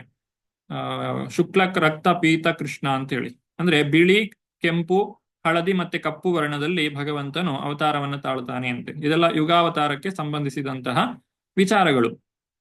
ಇನ್ನು ಶಕ್ತ್ಯಾವೇಶ ಅವತಾರ ಅಂದ್ರೆ ಭಗವಂತನು ಅವತಾರವನ್ನ ತಾಳುವಾಗ ತಾನೇ ಸ್ವತಃ ಅವತಾರವನ್ನು ತಾಳಬಹುದು, ಅಥವಾ ತನ್ನ ಶಕ್ತಿಯನ್ನ ಇತರರಿಗೆ, ತನ್ನ ಭಕ್ತರಲ್ಲಿ ನೀಡಿ ಆ ಒಂದು ಅವತಾರವನ್ನ ತಾನು ಮಾಡಲಿಕ್ಕೆ ಸಾಧ್ಯ ಇದೆ. ಉದಾಹರಣೆಗೆ ವೇದವ್ಯಾಸರನ್ನ ಶಕ್ತ್ಯಾವೇಶ ಅವತಾರ ಅಂತ ಕರೀತಾರೆ. ಶಕ್ತ್ಯಾವೇಶ ಅವತಾರದಲ್ಲಿಯೂ ಕೂಡ 2 ವಿಧ ಇದೆ. ಒಂದು ಸ್ವಾಂಶ, ಇನ್ನೊಂದು ವಿಭಿನ್ನಾಂಶ ಅಂತೇಳಿ. ಸ್ವಾಂಶ ಅಂತ ಹೇಳಿದ್ರೆ ನೇರವಾಗಿ ಭಗವಂತನೇ ಬರುವಂತಹದ್ದು. ಅದು ವೇದವ್ಯಾಸರು ಅವರು ಆವೇಶಾವತಾರವೂ ಹೌದು, ಸ್ವಯಂ ಭಗವಾನ್ ಕೂಡ ಹೌದು. ಹಾಗ ಅದನ್ನ ಶಕ್ತ್ಯಾವೇಶ ಸ್ವಯಂ ಅಂತ ಹೇಳ್ತೇವೆ. ಅಥವಾ ವಿಭಿನ್ನಾಂಶ ಅಂತ ಹೇಳಿದ್ರೆ, ಈಗ ಪೃಥು ಮಹಾರಾಜ ಅವರು ಭೂಮಿಯನ್ನ ಆಳ್ಲಿಕ್ಕೆ ಆ ಒಂದು ರಾಜನಾಗಿ ಮತ್ತೆ ಧರ್ಮವನ್ನ ಸಂಸ್ಥಾಪನೆ ಮಾಡಲಿಕ್ಕೆ ಬಂದವರು. ಅವರು ಜೀವ, ಆದ್ರೆ ಭಗವಂತನ ಶಕ್ತಿಯನ್ನ ಪಡೆದುಕೊಂಡು ಬಂದವರು. ಯಾಕಂದ್ರೆ ಪೃಥು ಮಹಾರಾಜನಿಗೂ ಕೂಡ ಕೊನೆಗೆ ವೈಕುಂಠ ಪ್ರಾಪ್ತಿಯಾಗುವಂತಹ ವಿಚಾರವನ್ನ ನಾವು ಹೇಳ್ತೇವೆ. ಅದು ಅವರು ಜೀವನಾಗಿದ್ರು ಭಗವಂತನ ಶಕ್ತಿಯನ್ನ ಪಡೆದುಕೊಂಡು ಬಂದದ್ರಿಂದ ಅವರನ್ನ ಸತ್ಯಾವೇಶ ಅವತಾರ ವಿಭಿನ್ನ ಅಂಶದಲ್ಲಿ ಕುಮಾರರು ಅಥವಾ ಹೀಗೆ ಬ್ರಹ್ಮದೇವರು ಕೂಡ ನಾವು ಶಕ್ತ್ಯಾವೇಶ ಅವತಾರ ಅಂತ ಹೇಳ್ಬಹುದು. ಯದ್ಯದ್ ವಿಭೂತಿ ಮತ್ಸತ್ವಂ ಶ್ರೀಮದೂರ್ಜಿತಮೇವ ತತ್ತದೇವಾವಗಚ್ಚತ್ವಂ ಮಮ ತೇಜೋಂಶ ಸಂಭವಂ. ಈ ಒಂದು ವಿಭೂತಿ ಯೋಗದಲ್ಲಿ ಭಗವಂತ ಹೇಳಿದ ಹಾಗೆ ಯಾರೆಲ್ಲೆಲ್ಲ ಎಲ್ಲೆಲ್ಲ ನಾವು ಒಂದು ವಿಶೇಷತೆಯನ್ನು ಕಾಣ್ತೇವೋ ಅದರಲ್ಲೆಲ್ಲ ಆ ಭಗವಂತನ ಒಂದು ಶಕ್ತಿ, ಭಗವಂತನ ಒಂದು ಆ ಆವೇಶ ಇದೆ ಅಂತ ಹೇಳಿ ನಾವು ಅರ್ಥ ಮಾಡಿಕೊಳ್ಬೇಕು. ಹೀಗೆ ಈಗ ನಾವು ಕಲೀಲಿಕ್ಕೆ ಹೋಗ್ತಾ ಇರುವಂತಹ ಈ ಅಧ್ಯಾಯದಲ್ಲಿ ಏನೆಲ್ಲ ಅವತಾರಗಳಿವೆಯೋ ಈ ಎಲ್ಲ ಅವತಾರಗಳನ್ನ ಈ 6 ವಿಚಾರಗಳಲ್ಲಿ ನಾವು ಪಟ್ಟಿ ಮಾಡಲಿಕ್ಕೆ ಸಾಧ್ಯ ಇದೆ. ಈ ಅಧ್ಯಾಯದಲ್ಲಿ ಒಟ್ಟು 53 ಶ್ಲೋಕಗಳಿವೆ. ಸ್ವಲ್ಪ ದೊಡ್ಡ ಅಧ್ಯಾಯ ಇದು. ಆ ಭಗವಂತನ ನಾನಾ ಅವತಾರಗಳನ್ನ ಹೇಳ್ತಾ ಇದ್ದಾರೆ. ಮುಂದಕ್ಕೆ ನಾವು ಶ್ರೀಮದ್ ಭಾಗವತದಲ್ಲಿ ಏನೆಲ್ಲ ಕಲೀಲಿಕ್ಕಿದೆಯೋ ಅದರೆಲ್ಲದರ ಒಂದು ಸಂಕ್ಷಿಪ್ತವಾದಂತಹ ವಿವರಣೆ ಅಂತ ಹೇಳಿ ಇಲ್ಲಿ ನಾವು ಅರ್ಥ ಮಾಡಿಕೊಳ್ಳಬಹುದು. ಒಂದು ರೀತಿ ಟ್ರೇಲರ್ ಅಂತ ಹೇಳ್ತೇವಲ್ಲ, ಆ ರೀತಿಯಾಗಿ ಇಲ್ಲಿ ನಾವು ತುಂಬಾ ಸಂಕ್ಷಿಪ್ತವಾಗಿ ಹೇಳ್ತೇವೆ. ಮುಂದಕ್ಕೆ ಆ ವಿಚಾರಗಳನ್ನು ಹೇಳಲಿಕ್ಕೋಸ್ಕರನೇ ಕೆಲವು ಅಧ್ಯಾಯಗಳನ್ನೇ ಮೀಸಲಿಡಲಾಗಿದೆ. ಹಾಗೆ ಮೊದಲು ಇಲ್ಲಿ ಪ್ರಾರಂಭದಲ್ಲಿ ಬರುವಂತಹ ಅವತಾರ ಅದು ವರಾಹ ಅವತಾರ. ಈಗ ಶ್ಲೋಕವನ್ನ ನಾವು ನೋಡೋಣ. ಮೊದಲನೇ ಅಧ್ಯಾಯ, ಈ ಮೊದಲನೇ ಶ್ಲೋಕ, 7ನೇ ಅಧ್ಯಾಯದ ಮೊದಲನೇ ಶ್ಲೋಕ.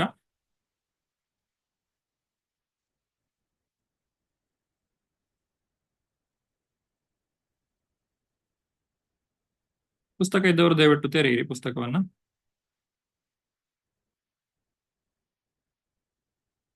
ಬ್ರಹ್ಮದೇವರು ಹೇಳುವಂತಹ ಮಾತು. ಬ್ರಹ್ಮ ಉವಾಚ ಯತ್ರೋದ್ಯತಃ ಕ್ಷಿತಿತಲೋದ್ಧರಣಾಯ ಬಿಭ್ರತ್ ಕ್ರೌಡೀಂ ತನುಂ ಸಕಲ ಯಜ್ಞಮಯೀಮನಂತಃ ಅಂತರ್ಮಹಾರ್ಣವ ಉಪಾಗತಮಾದಿ ದೈತ್ಯಂ ತಂ ದಂಶ್ರಯಾದಿಮ್ರಿವ ಪ್ರಜಧರೋ ದಧಾರ. ಅನುವಾದ. ಬ್ರಹ್ಮನು ಹೇಳಿದನು, ಗರ್ಭೋದಕವೆಂಬ ವಿಶ್ವದ ಮಹಾಸಾಗರದಲ್ಲಿ ಮುಳುಗಿದ ಭೂಗ್ರಹವನ್ನು ಮೇಲೆತ್ತುವ ಲೀಲೆಯ ಸಲುವಾಗಿಯೇ ಅಮಿತ ಶಕ್ತಿಶಾಲಿಯಾದ ಭಗವಂತನು ವರಾಹ ರೂಪವನ್ನು ತಾಳಿದನು. ಆಗ ಮೊದಲ ರಾಕ್ಷಸನಾದ ಹಿರಣ್ಯಾಕ್ಷನು ಗೋಚರಿಸಿದನು. ಅವನನ್ನು ಭಗವಂತನು ತನ್ನ ಕೋರೆದಾಡಿಗಳಿಂದ ಇರಿದನು. ಇದು ಮೊದಲನೆಯ ಅವತಾರ. ಮೊದಲನೆಯ ಅವತಾರ ಅಂತ ಯಾಕೆ ಹೇಳುತ್ತೇವೆ? ಯಾಕಂದ್ರೆ ಈ ಲೆಕ್ಕಾಚಾರದ ಪ್ರಕಾರ ಮೊದಲನೇದು. ಇದರ ಅರ್ಥ ಹಿಂದೆ ತಗೊಳ್ಳಿಲ್ಲ ಅಂತ ಅಲ್ಲ, ಮುಂದೆ ತಗೊಳ್ಳೋದಿಲ್ಲ ಅಂತ ಅಲ್ಲ. ಹಾಗಾಗಿ ಎರಡೂ ಕಡೆಯಿಂದ ಅನಂತ. ಭೂತದಲ್ಲಿಯೂ ಭೂತಕಾಲದಲ್ಲಿಯೂ ಭಗವಂತ, ಈ ಭೂತ ವರ್ತಮಾನ ಅಂತ ಹೇಳಲಿಕ್ಕೂ ಬರುವುದಿಲ್ಲ, ಭಗವಂತನ ಏನು ಲೀಲೆಗಳು ಅನಂತ, ಅದು ನಿತ್ಯವಾಗಿರುವಂತಹದ್ದು. ಆದ್ರೆ ನಾವು ಈಗ ಮಾತನಾಡುವಂತಹ ಈ ಲೆಕ್ಕಾಚಾರದ ಪ್ರಕಾರ ಇದಕ್ಕಿಂತ ಹಿಂದೆಯೂ ಭಗವಂತ ಅನೇಕ ಅವತಾರಗಳನ್ನು ತಾಳಿದ್ದಾನೆ. ಮತ್ತೆ ಭವಿಷ್ಯದ ಅವತಾರಗಳನ್ನು ಕೂಡ ಇಲ್ಲಿ ಹೇಳ್ತಾರೆ. ಕಲ್ಕಿ ಅವತಾರಗಳ ಕುರಿತಾಗಿ ಕೂಡ ಇಲ್ಲಿ ಹೇಳುತ್ತಾರೆ. ಮತ್ತೆ ಈ ಅವತಾರಗಳನ್ನ ಬುದ್ಧಾವತಾರ ಈ ಒಂದು ಭಾಗವತವನ್ನ ನಾವು 5000 ವರ್ಷದ ಹಿಂದೆ ವೇದವ್ಯಾಸರು ರಚಿಸಿರುವಂತಹದ್ದು. ಬುದ್ಧಾವತಾರ ಅದರ ನಂತರ ನಡೆದಿರುವಂತದ್ದು. ಅದರ ವಿಚಾರವನ್ನು ಇಲ್ಲಿ ನಮಗೆ ಹೇಳ್ತಾರೆ. ಹೀಗೆ ಬೇರೆ ಬೇರೆ ಅವತಾರಗಳನ್ನ ಪಟ್ಟಿ ಮಾಡ್ತಾರೆ. ಮೊದಲನೇದಾಗಿ ಆದಿದೈತ್ಯ ಅಂತ ಹೇಳಿದ್ರೆ ಹಿರಣ್ಯಾಕ್ಷ, ಹಿರಣ್ಯಕಶಿಪು ಅಂತ ಹೇಳಿ ಇಲ್ಲಿ ಹೇಳಿದ್ದಾರೆ. ಈ ಹಿರಣ್ಯಾಕ್ಷನನ್ನ ವಧೆ ಮಾಡಲಿಕ್ಕೋಸ್ಕರ ಮತ್ತು ಈ ಯಜ್ಞದ ಕುರಿತಾಗಿ ಯಜ್ಞವನ್ನ ಸ್ಥಾಪನೆ ಮಾಡಲಿಕ್ಕೋಸ್ಕರ ಭಗವಂತನು ಆ ವರಾಹ ರೂಪಿಯಾಗಿ ತಾನು ಅವತಾರವನ್ನ ತಾಳ್ತಾನೆ. ಯಜ್ಞಕ್ಕೆ ವರಾಹ ದೇವರೇ ಅಧಿಪತಿ. ಆತನು ಭೂಮಿಯನ್ನ ಉದ್ಧಾರ ಮಾಡ್ತಾನೆ. ಈ ಭೂಮಿ ಯಾವಾಗ ಬ್ರಹ್ಮದೇವನು ಸೃಷ್ಟಿ ಕಾರ್ಯವನ್ನ ಪ್ರಾರಂಭ ಮಾಡ್ತಾನೋ ಅದನ್ನ ವಿಸರ್ಗ ಅಂತ ಹೇಳಿ ಕರೀತೇವೆ. ಆಗ ಆ ಭೂಮಿಯು ಅಗತ್ಯ ಇದೆ. ಭೂಮಿಯು ತನ್ನ ಸ್ಥಾನದಲ್ಲಿ ಸರಿಯಾಗಿ ನಿಲ್ಲಬೇಕು. ಆಗಿದ್ರೆ ಮಾತ್ರ ಆ ಒಂದು ಸೃಷ್ಟಿಯನ್ನ ಮಾಡಲಿಕ್ಕೆ ಸಾಧ್ಯವಾಗ್ತದೆ. ಅದು ಗರ್ಭೋದಕ ಏನು ನೀರಿನಲ್ಲಿ ಮುಳುಗಿ ಹೋಗುವಾಗ ಅದನ್ನ ಮತ್ತೆ ಮೇಲೆತ್ತಿ ಸರಿಯಾದಂತಹ ಸ್ಥಾನದಲ್ಲಿ ನಿಲ್ಲಿಸಿದವನು ಆತನೇ ಆ ದೇವನಾಗಿದ್ದಾನೆ. ವರಾಹದೇವರ ಲೀಲೆಗಳ ಕುರಿತಾಗಿ ನಾವು ಮುಂದಕ್ಕೆ ಬಹಳ ಶ್ಲೋಕಗಳಲ್ಲಿ ವಿವರವಾಗಿ ತಿಳಿದುಕೊಳ್ಳಿಕ್ಕಿದೆ. ಹಾಗೆ ಈ ಒಂದು ಹಿರಣ್ಯಾಕ್ಷನನ್ನ ಕೊಂದದ್ದು, ಈ ವಧೆ ಮಾಡಿರುವಂತದ್ದು ಅಥವಾ ಆತನನ್ನ ಸಂಹಾರ ಮಾಡಿ ಉದ್ಧಾರ ಮಾಡಿರುವುದು. ಭಗವಂತನ ಸಂಹಾರಕ್ಕೂ ಆತನ ಅನುಗ್ರಹಕ್ಕೂ ವ್ಯತ್ಯಾಸ ಇಲ್ಲ.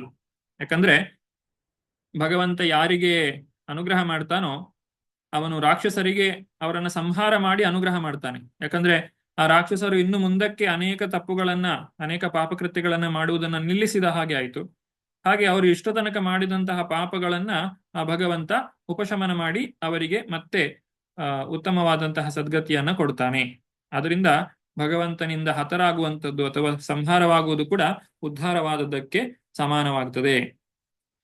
ಜಯದೇವ ಗೋಸ್ವಾಮಿಗಳು ತಮ್ಮ ಗೀತಗೋವಿಂದದಲ್ಲಿ ಮಂಗಳಾಚರಣೆಯಲ್ಲಿ ಭಗವಂತನ 10 ಅವತಾರಗಳಿಗೆ ದಶಾವತಾರ ಸ್ತೋತ್ರ ಅಂತ ಹೇಳ್ತೇವೆ, ಅವುಗಳಿಗೆ ಇಲ್ಲಿ ಶ್ಲೋಕಗಳನ್ನ ತಿಳಿಸಿದ್ದಾರೆ. ಅದನ್ನ ಪ್ರಭುಪಾದರು ಭಾವಾರ್ಥದಲ್ಲಿಯೂ ಕೂಡ ತಿಳಿಸಿದ್ದಾರೆ. ನಾವು ಪ್ರತಿದಿನ ಹಾಡ್ತೇವೆ ನರಸಿಂಹ ಸ್ತೋತ್ರ. ತವ ಕರ ಕಮಲ ವರೇನ ಖಮದ್ಭುತ ಶೃಂಗಂ ದಲಿತ ಹಿರಣ್ಯ ಕಶಿಪು ತನು ಭೃಂಗಂ ಕೇಶವಧೃತ ನರಹರಿ ರೂಪ ಜಯ ಜಗದೀಶ ಹರೇ.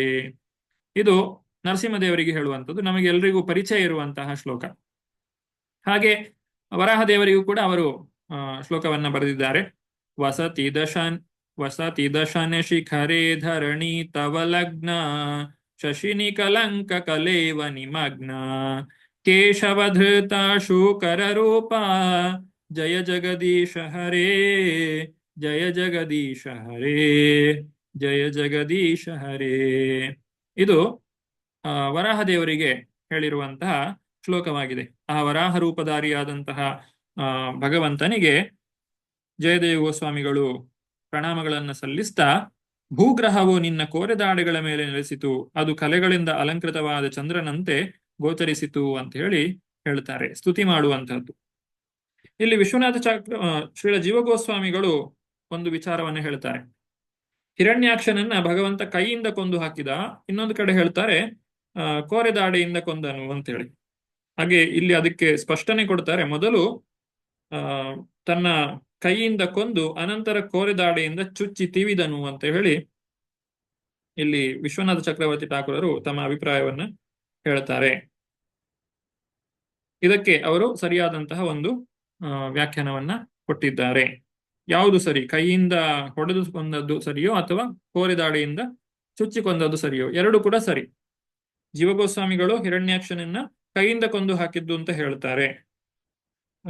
ಆದ್ರೆ ವಿಶ್ವನಾಥ ಚಕ್ರವರ್ತಿ ಠಾಕೂರರು ಹೇಳ್ತಾರೆ ಕೈಯಿಂದ ಕೊಂದದ್ದು ಮತ್ತು ಕೋರೆದಾಡೆಯಿಂದ ಕೊಂದದ್ದು ಎರಡು ಕೂಡ ಸರಿಯಾಗಿರುವಂತಹದ್ದೇ ಅಂತ ಹೇಳಿ ಇಲ್ಲಿ ಹೇಳ್ತಾರೆ.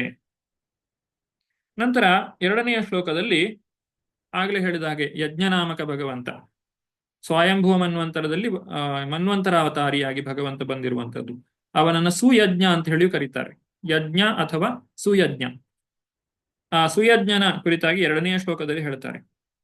ಪ್ರಜಾಪತಿ ಅಂದ್ರೆ ರುಚಿ ಪ್ರಜಾಪತಿಯನ್ನ ಹೇಳುವಂಥದ್ದು. ಇಲ್ಲಿ ಮೊದಲು ತನ್ನ ಹೆಂಡತಿಯಾದ ಆಕೂತಿಯ ಗರ್ಭದಲ್ಲಿ, ಆಕೂತಿ ಅಂತ ಹೇಳಿದ್ರೆ ಮನುವಿನ, ಸ್ವಯಂಭೂ ಮನುವಿನ ಮಗಳು, ಸುಯಜ್ಞನನ್ನು ಪಡೆದನು.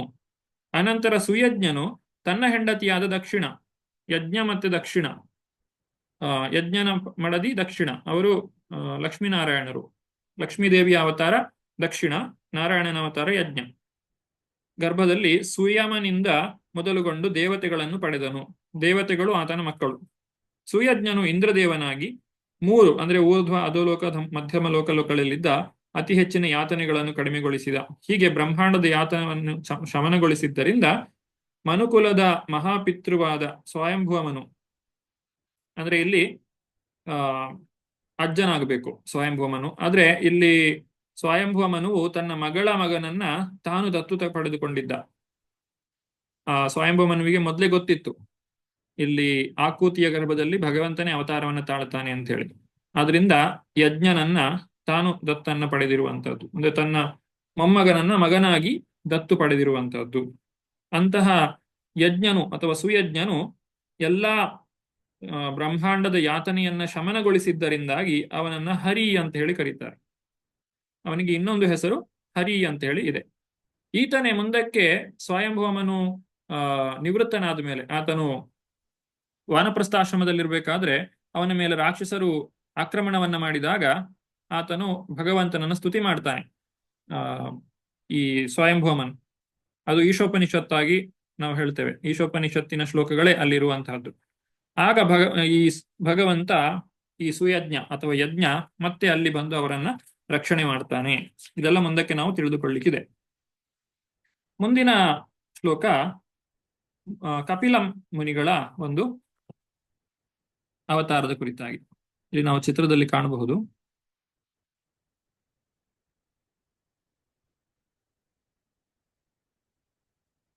ಇದು ವರಾಹ ದೇವರು ಹಿರಣ್ಯಾಕ್ಷನ ಜೊತೆಗೆ ನಡೆಸುವಂತಹ ಯುದ್ಧ.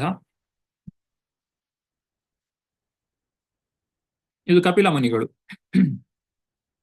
ಕಪಿಲ ಮುನಿ ಕೆಳಗೆ ಕುಳಿತಿರುವಂತದ್ದು ದೇವಹೂತಿ, ಆತನ ತಾಯಿ.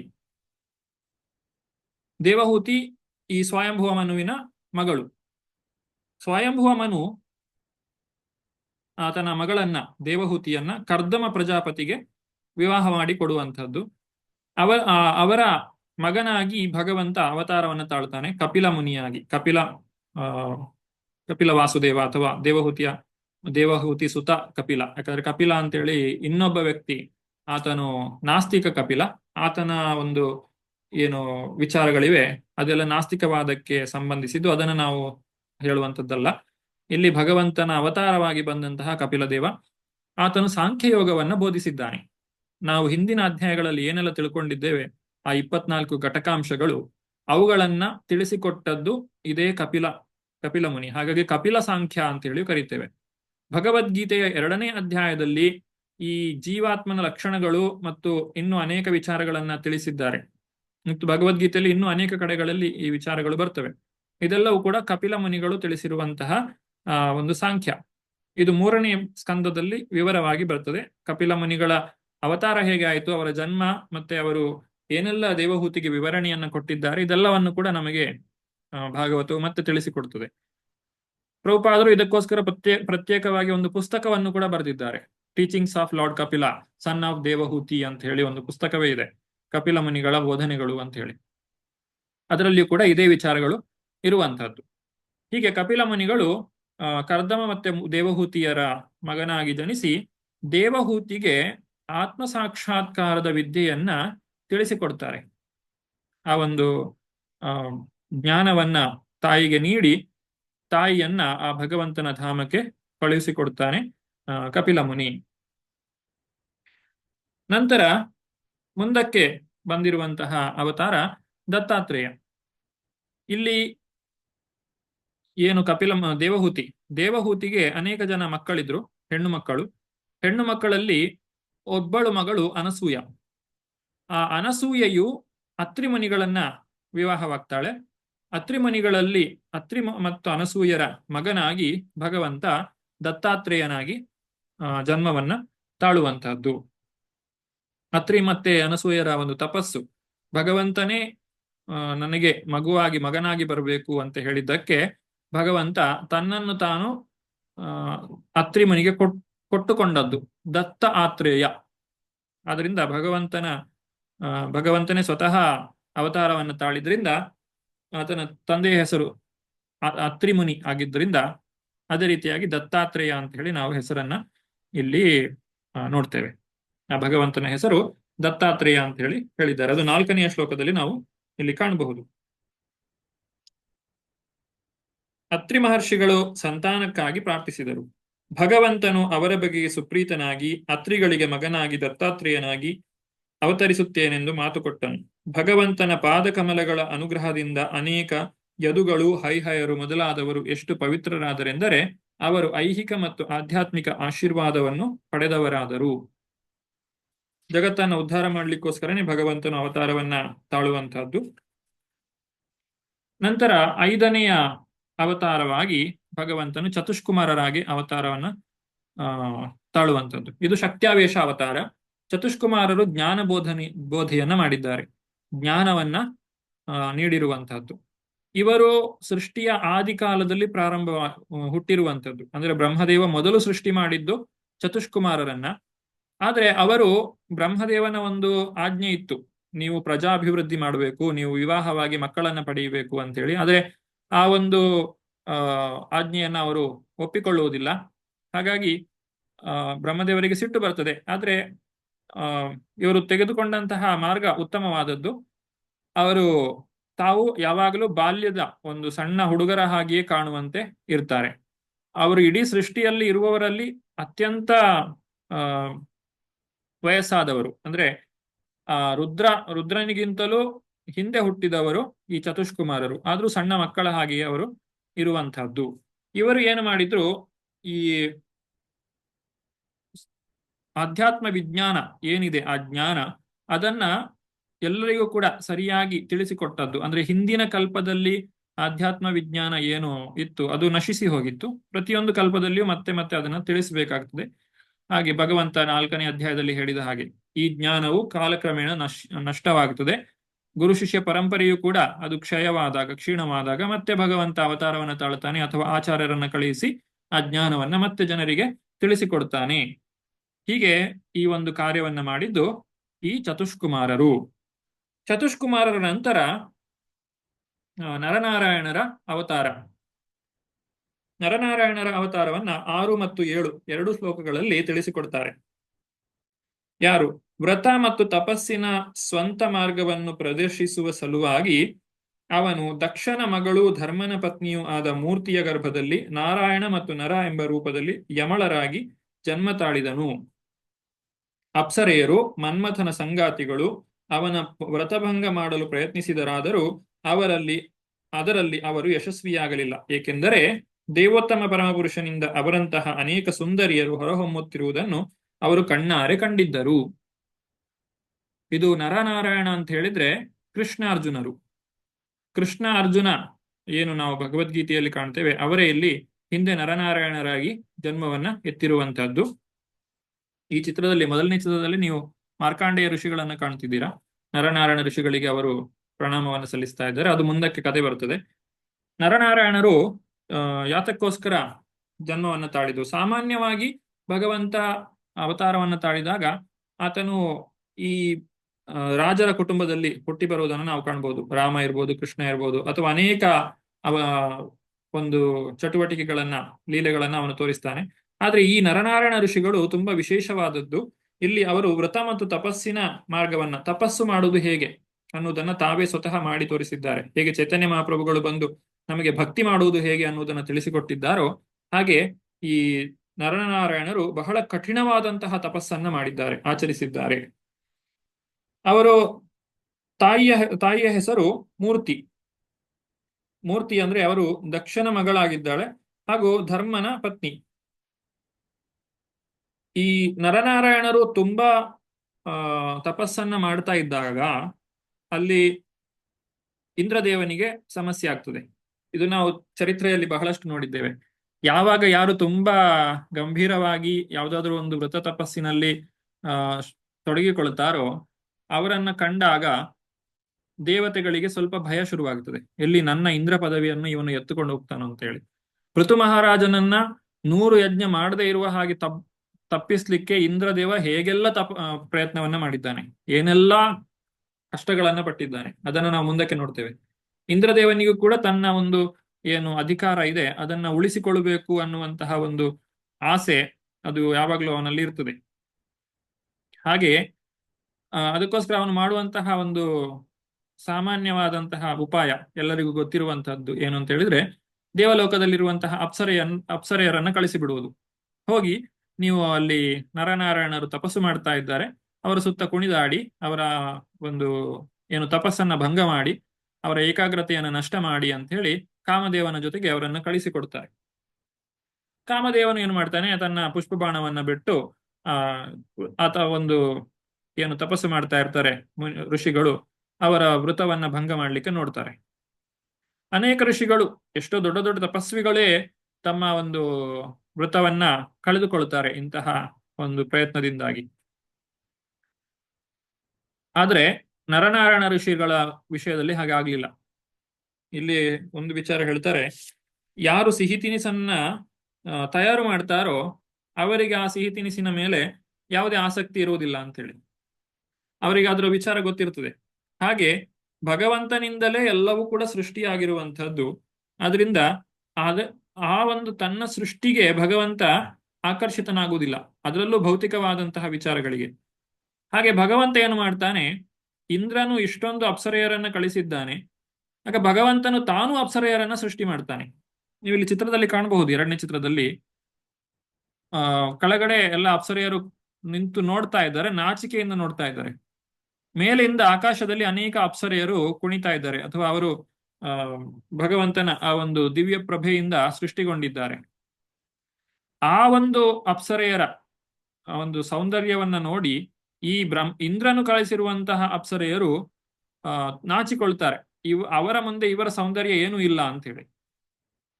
ಆಮೇಲೆ ನಾರಾಯಣ ಹೇಳ್ತಾರೆ, ಈ ಅಪ್ಸರೆಯರಲ್ಲಿ ಇಂದ್ರನಿಗೂ ಒಂದು ಅಪ್ಸರೆಯನ್ನ ಕರ್ಕೊಂಡು ಹೋಗಿ ಅಂತೇಳಿ ಒಬ್ಬಳನ್ನ ಅದರಿಂದ ಕಳಿಸಿಕೊಡ್ತಾನೆ. ಆಕೆಯ ಹೆಸರೇ ಊರ್ವಶಿ. ಊರು ಅಂತ ಹೇಳಿದ್ರೆ ತೊಡೆ. ಆ ನಾರಾಯಣನ ತೊಡೆಯಿಂದ ಆಕೆ ಜನ್ಮವನ್ನ ತಾಳಿದ್ದರಿಂದ ಆಕೆಗೆ ಊರ್ವಶಿ ಅಂತ ಹೇಳಿ ಹೆಸರು ಬಂದಿದೆ. ಆ ಊರ್ವಶಿಯನ್ನ ಈ ಇಂದ್ರನ ಏನು ಅಪ್ಸರೆಯರಿದ್ದಾರೆ ಅವರ ಜೊತೆಗೆ ಅವರು ಕಳಿಸಿಕೊಡ್ತಾರೆ. ಅಂದ್ರೆ ಇಷ್ಟು ಸೌಂದರ್ಯವತಿಯಾದ ಅಪ್ಸರೆಯರು ಇಲ್ಲೇ ಇರಬೇಕಾದ್ರೆ ನೀನು ಕಳಿಸುವಂತಹ ಅಪ್ಸರೆಯರು ನನ್ನನ್ನು ಏನು ಮಾಡಲಿಕ್ಕೆ ಸಾಧ್ಯ ಇಲ್ಲ.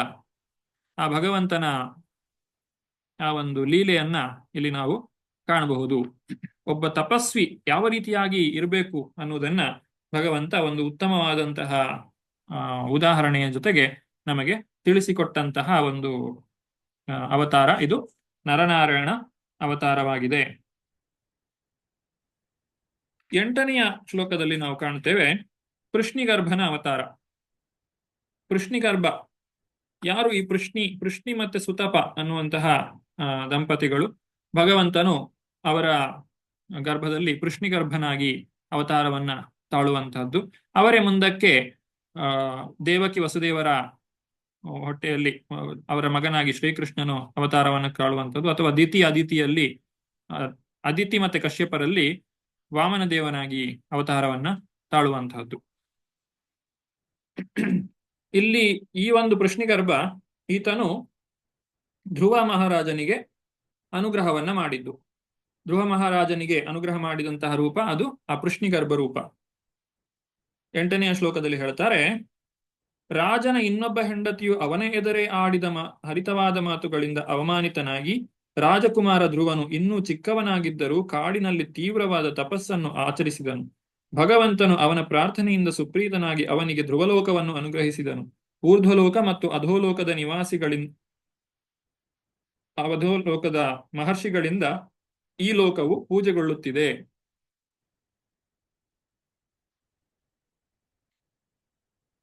ಇಲ್ಲಿ ಇನ್ನೊಂದು ವಿಚಾರ, ಬೇರೆಯವರಿಗೆ ನಾವು ಹೋಲಿಕೆ ಮಾಡಿ ನೋಡುವುದಾದ್ರೆ, ಭೃಗುಮುನಿಗಳು ಶಿವನು ಈ ಕಾಮದೇವನು ಯಾವಾಗ ಆತನ ವ್ರತವನ್ನ ಭಂಗ ಮಾಡಲಿಕ್ಕೆ ಬರ್ತಾನೆ ಆಗ ಅವನು ಕ್ರೋಧಕ್ಕೆ ಒಳಗಾಗ್ತಾನೆ. ಕಾಮ ಮತ್ತೆ ಕ್ರೋಧ ಎರಡನ್ನೂ ಕೂಡ ಗೆದ್ದವರು ಯಾರು ಅಂತ ಹೇಳಿದ್ರೆ ಭಗವಂತ. ಈ ಕಾಮದೇವನನ್ನ ಆತನು ಭಸ್ಮ ಮಾಡಿರುವುದನ್ನು ನಾವು ಕಾಣಬಹುದು. ಆದ್ರೆ ಆ ರೀತಿಯಾದಂತಹ ಪ್ರಸಂಗ ನರನಾರಾಯಣರ ಒಂದು ವಿಚಾರದಲ್ಲಿ ಬರುವುದಿಲ್ಲ.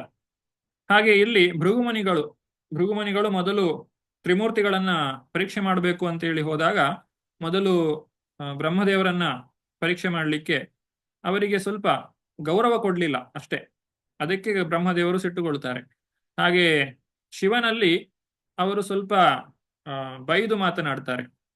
ಅದಕ್ಕೆ ಶಿವನು ತಕ್ಷಣ ಕೋಪಗೊಳ್ತಾನೆ. ಆದ್ರೆ ಭೃಗುಮುನಿಗಳು ನಾರಾಯಣನ ಎದೆಗೆ ಒದ್ರೂ ಕೂಡ ಅವರು ಸ್ವಲ್ಪವೂ ಕೂಡ ಸಿಟ್ಟು ಮಾಡಿಕೊಳ್ಳುವುದಿಲ್ಲ.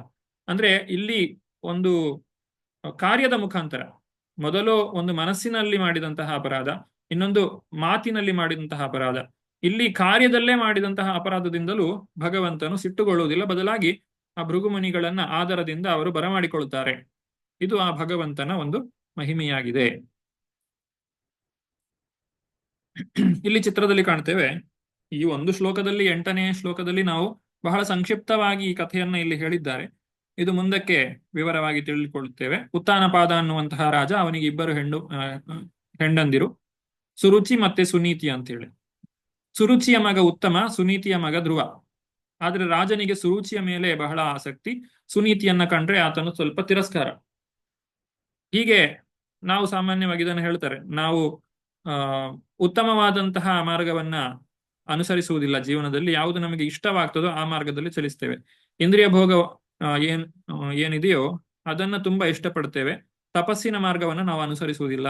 ಹಾಗೆ 2 ಹೆಂಡತಿಯರು ಅಂತ ಹೇಳಿದ್ರೆ ಸುರುಚಿ ಮತ್ತೆ ಸುನೀತಿ. ಸುರುಚಿ ಅಂತ ಹೇಳಿದ್ರೆ ಇಷ್ಟವಾದದ್ದು, ನಮಗೆ ತುಂಬಾ ಸಂತೋಷವನ್ನ ಕೊಡುವಂತಹದ್ದು.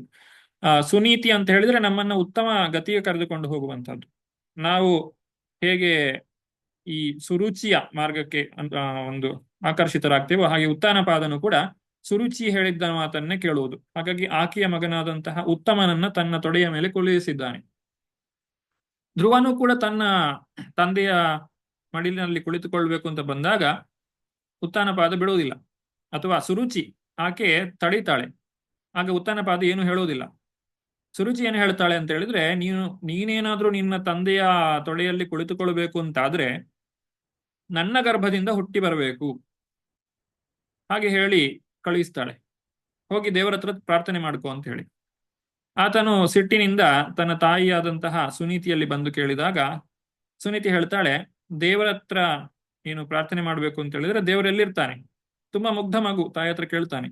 ಆಗ ದೇವರು ಕಾಡಿನಲ್ಲಿ ಇರ್ತಾರೆ, ತಪಸ್ವಿಗಳು ಅವನನ್ನ ಕಂಡಿದ್ದಾರೆ ಅಂತೇಳಿ ಹೇಳ್ತಾಳೆ. ಹಾಗಾದ್ರೆ ನಾನು ಕಾಡಿಗೆ ಹೋಗ್ತೇನೆ, ನನ್ನ ತಂದೆಗಿಂತಲೂ ದೊಡ್ಡ ಒಂದು ಸಿಂಹಾಸನ ನನಗೆ ಬೇಕು ಅಂತ ಹೇಳಿ ನಾರದ ಮುನಿಗಳು ಪ್ರಶ್ನೆ ಮಾಡ್ತಾರೆ. ಮುಂದಕ್ಕೆ ನಾವು ವಿವರವಾಗಿ ನೋಡೋಣ, ಈಗ ಸಂಕ್ಷಿಪ್ತವಾಗಿ ಹೇಳ್ತೇನೆ. ಪರೀಕ್ಷೆ ಮಾಡಿದ ನಂತರ ಅವನಿಗೆ ಜ್ಞಾನೋಪದೇಶ ಮಾಡ್ತಾರೆ, ಮಂತ್ರೋಪದೇಶ ಮಾಡ್ತಾರೆ. ಓಂ ನಮೋ ಭಗವತೆ ವಾಸುದೇವಾಯ ದ್ವಾದಶ ಅಕ್ಷರ ಮಂತ್ರವನ್ನ ಉಪದೇಶ ಮಾಡ್ತಾರೆ. ಧ್ರುವನು ಬಹಳ ಗಂಭೀರತೆಯಿಂದ ತುಂಬಾ ತನ್ಮಯನಾಗಿ ತಪಸ್ಸನ್ನ ಮಾಡಿ ಆ ಒಂದು ಭಗವಂತನನ್ನ ಒಲಿಸಿಕೊಳ್ತಾನೆ. ಆಗ ಬಂದಂತಹ ಭಗವಂತನ ರೂಪವೇ ಕೃಷ್ಣಿಗರ್ಭ. ಇಲ್ಲಿ ನಾವು ಕಾಣ್ತೇವೆ, ಕೃಷ್ಣಿಗರ್ಭನಾಗಿ ಭಗವಂತ ಅವತಾರವನ್ನ ತಾಳಿದ್ದಾನೆ. 9ನೆಯ ಶ್ಲೋಕದಲ್ಲಿ ಪೃಥು ಮಹಾರಾಜನ ಕಥೆ ಬರುತ್ತದೆ. ಈ ಪೃಥು ಮಹಾರಾಜ ಇದೆಲ್ಲ ಒಂದೊಂದೇ ಶ್ಲೋಕದಲ್ಲಿ ತಿಳಿಸಿರುವಂತದ್ದು ಬಹಳ ಸಂಕ್ಷಿಪ್ತವಾಗಿ. ಶ್ಲೋಕ ಅನುವಾದ ಏನು ಹೇಳ್ತದೆ ಅಂತ ಹೇಳಿದ್ರೆ, ಮಹಾರಾಜವೇನನು ರುಜುಮಾರ್ಗದಿಂದ ದೂರ ಸರಿದನು. ಬ್ರಾಹ್ಮಣರು ಅವನನ್ನು ವಜ್ರಾಘಾತ ಶಾಪದಿಂದ ದಂಡಿಸಿದರು.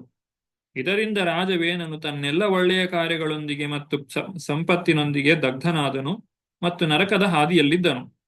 ಭಗವಂತನು ತನ್ನ ಅವ್ಯಾಜ ಅನುಗ್ರಹದಿಂದ ಪೃಥು ಎಂಬ ಹೆಸರಿನೊಂದಿಗೆ ಅವನ ಮಗನಾಗಿ ಅವತರಿಸಿ ಖಂಡನೆಗೊಳಗಾದ ರಾಜವೇನನನ್ನು ನರಕದಿಂದ ಪಾರು ಮಾಡಿದನು ಮತ್ತು ಎಲ್ಲ ಬಗೆಯ ಬೆಳೆಗಳನ್ನು ಉತ್ಪತ್ತಿ ಮಾಡಿ ಭೂಮಿಯನ್ನು ಉಪಯೋಗಿಸುವಾಗುವಂತೆ ಮಾಡಿದನು. ಈ ಅನುವಾದದ ಪ್ರತಿಯೊಂದು ವಾಕ್ಯಗಳು ಕೂಡ ಒಂದೊಂದು ಗಂಟೆ ನಾವು ಮಾತನಾಡಬಹುದು, ಅಷ್ಟೊಂದು ವಿಚಾರಗಳಿವೆ ಇದರಲ್ಲಿ. ಮೊದಲನೇದಾಗಿ ವೇನ ಅನ್ನುವಂತಹ ರಾಜ ತುಂಬಾ ದುಷ್ಟ. ಅವನ ತಂದೆ ಅಂಗರಾಜ. ಅಂಗರಾಜನಿಗೆ ಮಕ್ಕಳಿರ್ಲಿಲ್ಲ ಬಹಳ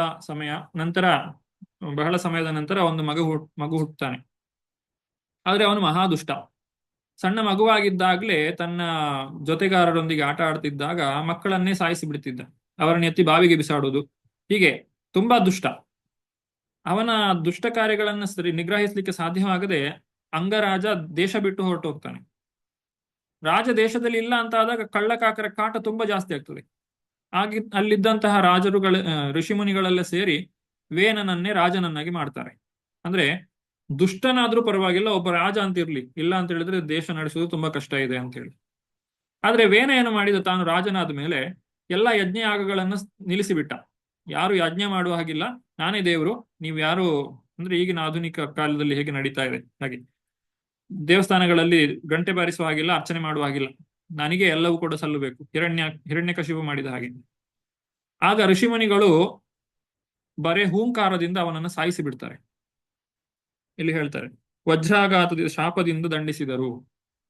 ವೇನ ಸತ್ತು ಹೋದ ಮೇಲೆ ಮತ್ತೆ ಕಳ್ಳಕಾಕರ ಕಾಟ ಜಾಸ್ತಿ ಆಯಿತು. ಈಗ ಮತ್ತೆ ನಮಗೆ ರಾಜ ಬೇಕು. ಅದಕ್ಕೋಸ್ಕರ ಅವನ ಶರೀರವನ್ನ ಮಂಥನ ಮಾಡಿದಾಗ ಆ ಭಗವಂತನ ಅವತಾರವಾಗ್ತದೆ. ಅದು ಪೃಥು ಮತ್ತು ಅರ್ಚಿ, ಲಕ್ಷ್ಮೀನಾರಾಯಣರೇ ಅವತಾರ ತಾಳಿ ಬಂದಿರುವಂತಹದ್ದು ನೀವು ಚಿತ್ರದಲ್ಲಿ ಕಾಣಬಹುದು.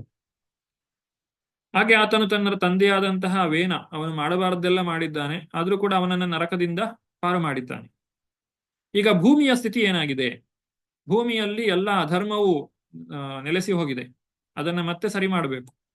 ಅಧರ್ಮವು ಹೆಚ್ಚಾದಾಗ ಭೂಮಿ ತಾಯಿ ಏನು ಮಾಡ್ತಾಳೆ, ತನ್ನಲ್ಲಿರುವಂತಹ ಆಹಾರವನ್ನ ಕಡಿಮೆ ಮಾಡ್ತಾಳೆ.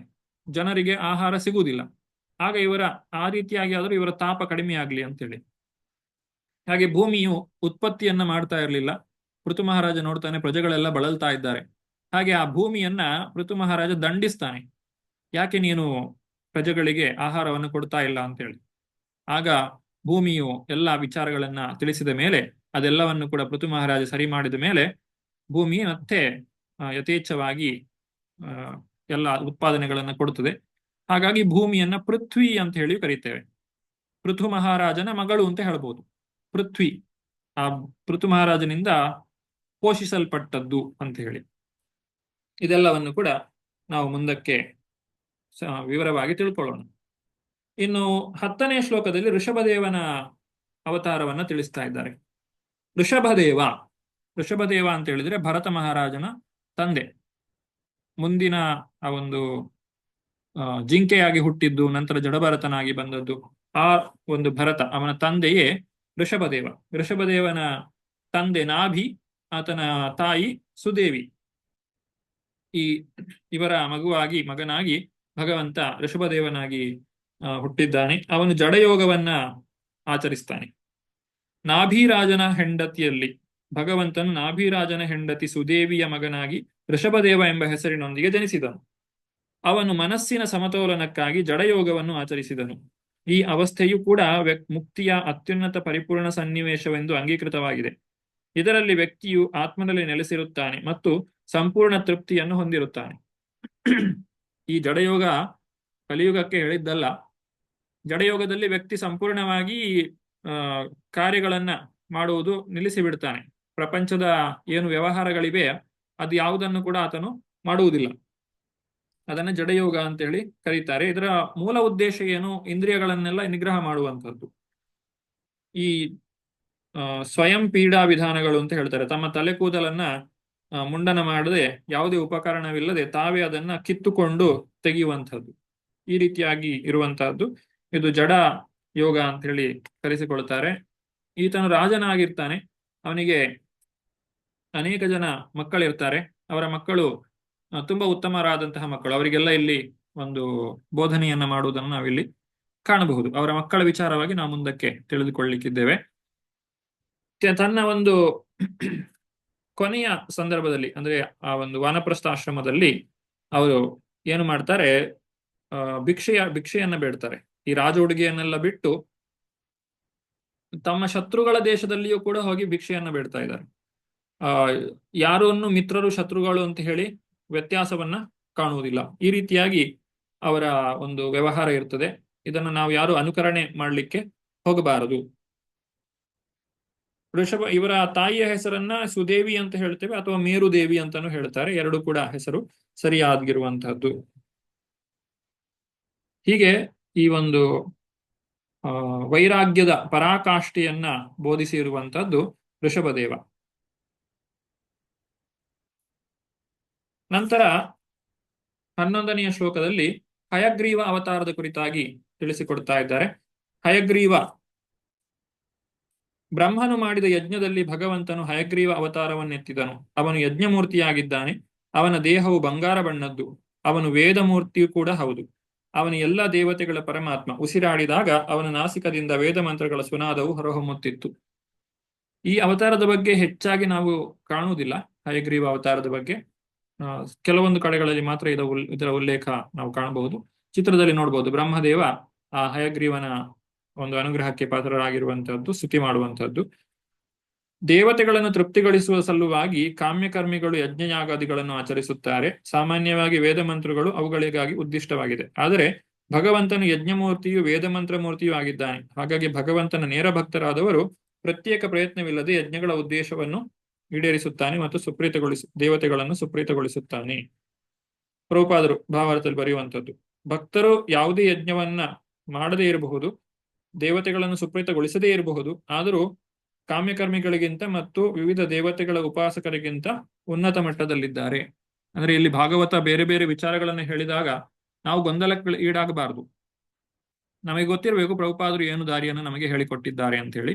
ಅದೇ ರೀತಿಯಾಗಿ ನಾವು ಭಕ್ತಿ ಸೇವೆಯನ್ನ, ಭಕ್ತಿ ಯೋಗವನ್ನ ಆಚರಿಸಬೇಕು. ನಂತರ ಬಂದಿರುವಂತದ್ದು ಮತ್ಸ್ಯ ಅವತಾರ.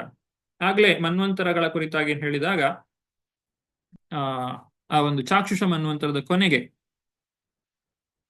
ಇಲ್ಲಿ ಯುಗಾಂತ್ಯ ಅಂತ ಹೇಳಿದ್ರೆ ಚಾಕ್ಷುಷ ಮನ್ವಂತರದ ಕೊನೆಗೆ ಈಗ ಸತ್ಯವ್ರತನೆಂಬಂತ ಹೆಸರಿನ ವೈವಸ್ವತ ಮನು ಅಂದ್ರೆ ಈ ಮನ್ವಂತರದ ಪ್ರಾರಂಭ, ಚಾಕ್ಷುಷ ಮನ್ವಂತರದ ಕೊನೆ. ಭಗವಂತನನ್ನು ಮತ್ಸ್ಯಾವತಾರಿಯಾಗಿ ನೋಡುತ್ತಾನೆ. ಈ ಕತೆ ನೀವು ಬಹಳ ಬೇರೆ ಬೇರೆ ಕಡೆಗಳಲ್ಲಿ ಕೇಳಿರಬಹುದು. ಆತನು ಒಂದು ಮೀನನ್ನ ಈ ರೀತಿಯಾಗಿ ಆ, ಅವನಿಗೆ ಅದು ಆ, ಆ ಮೀನೇ ಸ್ವತಃ ಆತನ ಕೈಗೆ ಬರ್ತದೆ. ಸಣ್ಣ ಮೀನಾಗಿರ್ತದೆ, ನಂತರ ಬೆಳೀತಾ ಹೋಗ್ತದೆ. ಕೊನೆಗೆ ಅವನು ಎಲ್ಲಿಯೂ ಅದನ್ನ ಇಡ್ಲಿಕ್ಕಾಗದೆ ಮತ್ತೆ ಸಮುದ್ರದಲ್ಲಿ ಹಾಕಿದಾಗ ಭಗವಂತ ಮತ್ಸ್ಯಾವತಾರಿಯಾಗಿ ತಾನು ಆತನಿಗೆ ದರ್ಶನವನ್ನ ಕೊಡುವಂತಹದ್ದು. ಭಗವಂತನು ಮತ್ಸ್ಯಾವತಾರಿಯಾಗಿ ನೋಡುತ್ತಾನೆ. ಈ ಅವತಾರದಲ್ಲಿ ಭಗವಂತನು ಭೂಲೋಕದವರೆಗೂ ಎಲ್ಲ ಬಗೆಯ ಜೀವಿಗಳಿಗೆ ಆಶ್ರಯದಾತನಾಗಿದ್ದಾನೆ. ಯುಗಾಂತ್ಯದಲ್ಲಿ ನಾನು ಅಪಾರ ಜಲಧಿಯ ಬಗ್ಗೆ ಭಯಗೊಳ್ಳುವುದರಿಂದ ಅಂದರೆ ಬ್ರಹ್ಮನ ಮುಖದಿಂದ ವೇದಗಳು ಹೊರಹೊಮ್ಮುತ್ತವೆ. ಭಗವಂತನು ಆ ಅಪಾರ ಜಲಧಿಯನ್ನು ಅನುಭವಿಸುತ್ತಾ ವೇದಗಳನ್ನು ಸಂರಕ್ಷಿಸುತ್ತಾನೆ. ಯಾರು ಈ ರಾಜನಾಗಿದ್ನೋ ಹಿಂದಿನ ಒಂದು ಮನ್ವಂತರದಲ್ಲಿ, ಅವನೇ ಮುಂದಿನ ಮನ್ವಂತರದಲ್ಲಿ ಸೂರ್ಯನ ಮಗನಾಗಿ ವೈವಸ್ವತ ಮನುವಾಗಿ ಜನ್ಮವನ್ನ ತಾಳುವಂತಹದ್ದು. ಅವನೇ ವೈವಸ್ವತ ಮನು. ಹೀಗೆ ವೈವಸ್ವತ ಮನ್ವಂತರದಲ್ಲಿ ಭಗವಂತನ ಅವತಾರ ಮತ್ಸ್ಯಾವತಾರವಾಗಿದೆ. ಆತನು ವೇದಗಳನ್ನ ಇಲ್ಲಿ ರಕ್ಷಣೆಯನ್ನ ಮಾಡಿದ್ದಾನೆ. ಪ್ರಭುಪಾದರು ಭಾವಾರ್ಥದಲ್ಲಿ ಮನ್ವಂತರದ ಕುರಿತಾಗಿ ಸಂಕ್ಷಿಪ್ತವಾಗಿ ಇಲ್ಲಿ ಹೇಳ್ತಾರೆ. ಪ್ರತಿಯೊಬ್ಬ ಮನುವಿನ ಅಂತ್ಯದಲ್ಲೂ ಭೂಲೋಕದವರೆಗೂ ಪ್ರಳಯವಾಗುತ್ತದೆ. ಅಪಾರ ಜಲವನ್ನು ನೋಡಿ ಬ್ರಹ್ಮನೂ ಭಯಗೊಳ್ಳುತ್ತಾನೆ. ಭಾವಿ ವೈವಸ್ವತ ಮನುವು ಆರಂಭದಲ್ಲಿ ಅಂತಹ ಪ್ರಳಯವನ್ನು ಕಾಣುತ್ತಾನೆ. ಶಂಖಾಸುರನ ವಧೆಯಂತಹ ಇನ್ನಿತರ ಘಟನೆಗಳು ಆಗ ಸಂಭವಿಸುತ್ತವೆ. ನಾವು ಯಾವುದೇ ಒಂದು ಅವತಾರವನ್ನ ಹೇಳಿದಾಗ ಕೆಲವೊಂದು ಘಟನೆಗಳನ್ನ ಹೇಳ್ತೇವೆ, ಮತ್ತೆ ಕೆಲವೊಂದನ್ನ ಹೇಳುವುದಿಲ್ಲ. ಅಂದ್ರೆ ಎಲ್ಲವನ್ನೂ ತಿಳಿಸ್ಲಿಕ್ಕೆ ನಮಗೆ ಅಷ್ಟೆಲ್ಲ ಜ್ಞಾನವೂ ಇಲ್ಲದೆ ಇರಬಹುದು, ಅಥವಾ ಸಮಯಾವಕಾಶವೂ ಇಲ್ಲದೆ ಇರಬಹುದು, ಅಥವಾ ನಾವು ಹೇಳುವಂತಹ ಉದ್ದೇಶ ಏನಿದೆ ಅಷ್ಟಕ್ಕೆ ಮಾತ್ರ ಹೇಳ್ತಾ ಹೋಗ್ತಿರುವಂತಹದ್ದು. ಹಾಗಾಗಿ ಇಲ್ಲಿ ಶಂಕಾಸುರನ ವಧೆಯೂ ಕೂಡ ಇದೆ ಅಂತೇಳಿ ಇಲ್ಲಿ ಹೇಳಿದ್ದಾರೆ. ಈ ಭವಿಷ್ಯವಾಣಿಯು ಬ್ರಹ್ಮನ ಪೂರ್ವಾನುಭವದ ಫಲವಾದದ್ದು. ಭಯಾನಕವಾದ ಪ್ರಳಯದ ದೃಶ್ಯದಲ್ಲಿ ವೇದಗಳು ತನ್ನ ಮುಖದಿಂದ ಹೊರಹೊಮ್ಮುವುದೆಂದು ಅವನಿಗೆ ತಿಳಿದಿದೆ. ಭಗವಂತನು ಮತ್ಸ್ಯಾವತಾರದಲ್ಲಿ ಎಲ್ಲಾ ಜೀವಿಗಳನ್ನು, ದೇವತೆಗಳನ್ನು, ಪ್ರಾಣಿಗಳನ್ನು, ಮಾನವರು, ಮಹರ್ಷಿಗಳನ್ನು ಮಾತ್ರದಲ್ಲದೆ ವೇದಗಳನ್ನು ಸಂರಕ್ಷಿಸುತ್ತಾನೆ. ಹೀಗೆ ಎಲ್ಲವನ್ನು ಕೂಡ ಸಂರಕ್ಷಣೆ ಮಾಡುವಂತಹ ಉದ್ದೇಶದಿಂದ ಭಗವಂತನು ಮತ್ಸ್ಯಾವತಾರಿಯಾಗಿ ಅವತಾರವನ್ನ ತಾಳಿದ್ದಾನೆ.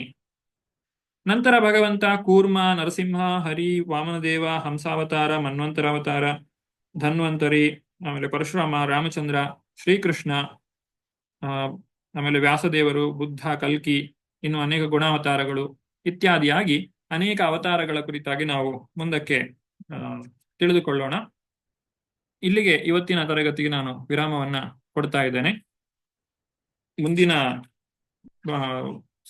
ತರಗತಿಯಲ್ಲಿ ಮುಂದುವರಿದಂತಹ ಭಾಗ ಅಂದ್ರೆ ಮುಂದಿನ ಅವತಾರ ಕೂರ್ಮಾವತಾರ, ಯಾವ ರೀತಿಯಾಗಿ ಭಗವಂತ ಕೂರ್ಮಾವತಾರವನ್ನು ತಾಳಿದ ಅದರ ವಿಚಾರವಾಗಿ ಸಂಕ್ಷಿಪ್ತವಾಗಿ ನೋಡ್ತಾ ಎಲ್ಲ ಅವತಾರಗಳನ್ನ ತಿಳಿದುಕೊಂಡು ಈ ಅಧ್ಯಾಯದ ಕೊನೆಗೆ ಭಗವಂತ ಹೇಗೆ ಇದನ್ನ ಸಮಾಪ್ತಿ ಮಾಡ್ತಾನೆ, ಅಥವಾ ಬ್ರಹ್ಮದೇವರು ತಮ್ಮ ಮಾತುಗಳನ್ನ ಯಾವ ರೀತಿಯಾಗಿ ಸಮಾಪ್ತಿ ಮಾಡ್ತಾರೆ ಅನ್ನೋದನ್ನ ತಿಳಿದುಕೊಳ್ಳೋಣ ಅಂತ ಹೇಳ್ತಾ ಇವತ್ತಿನ ತರಗತಿಗೆ ಇಲ್ಲಿ ನಾನು ವಿರಾಮವನ್ನ ಕೊಡ್ತಾ ಇದ್ದೇನೆ.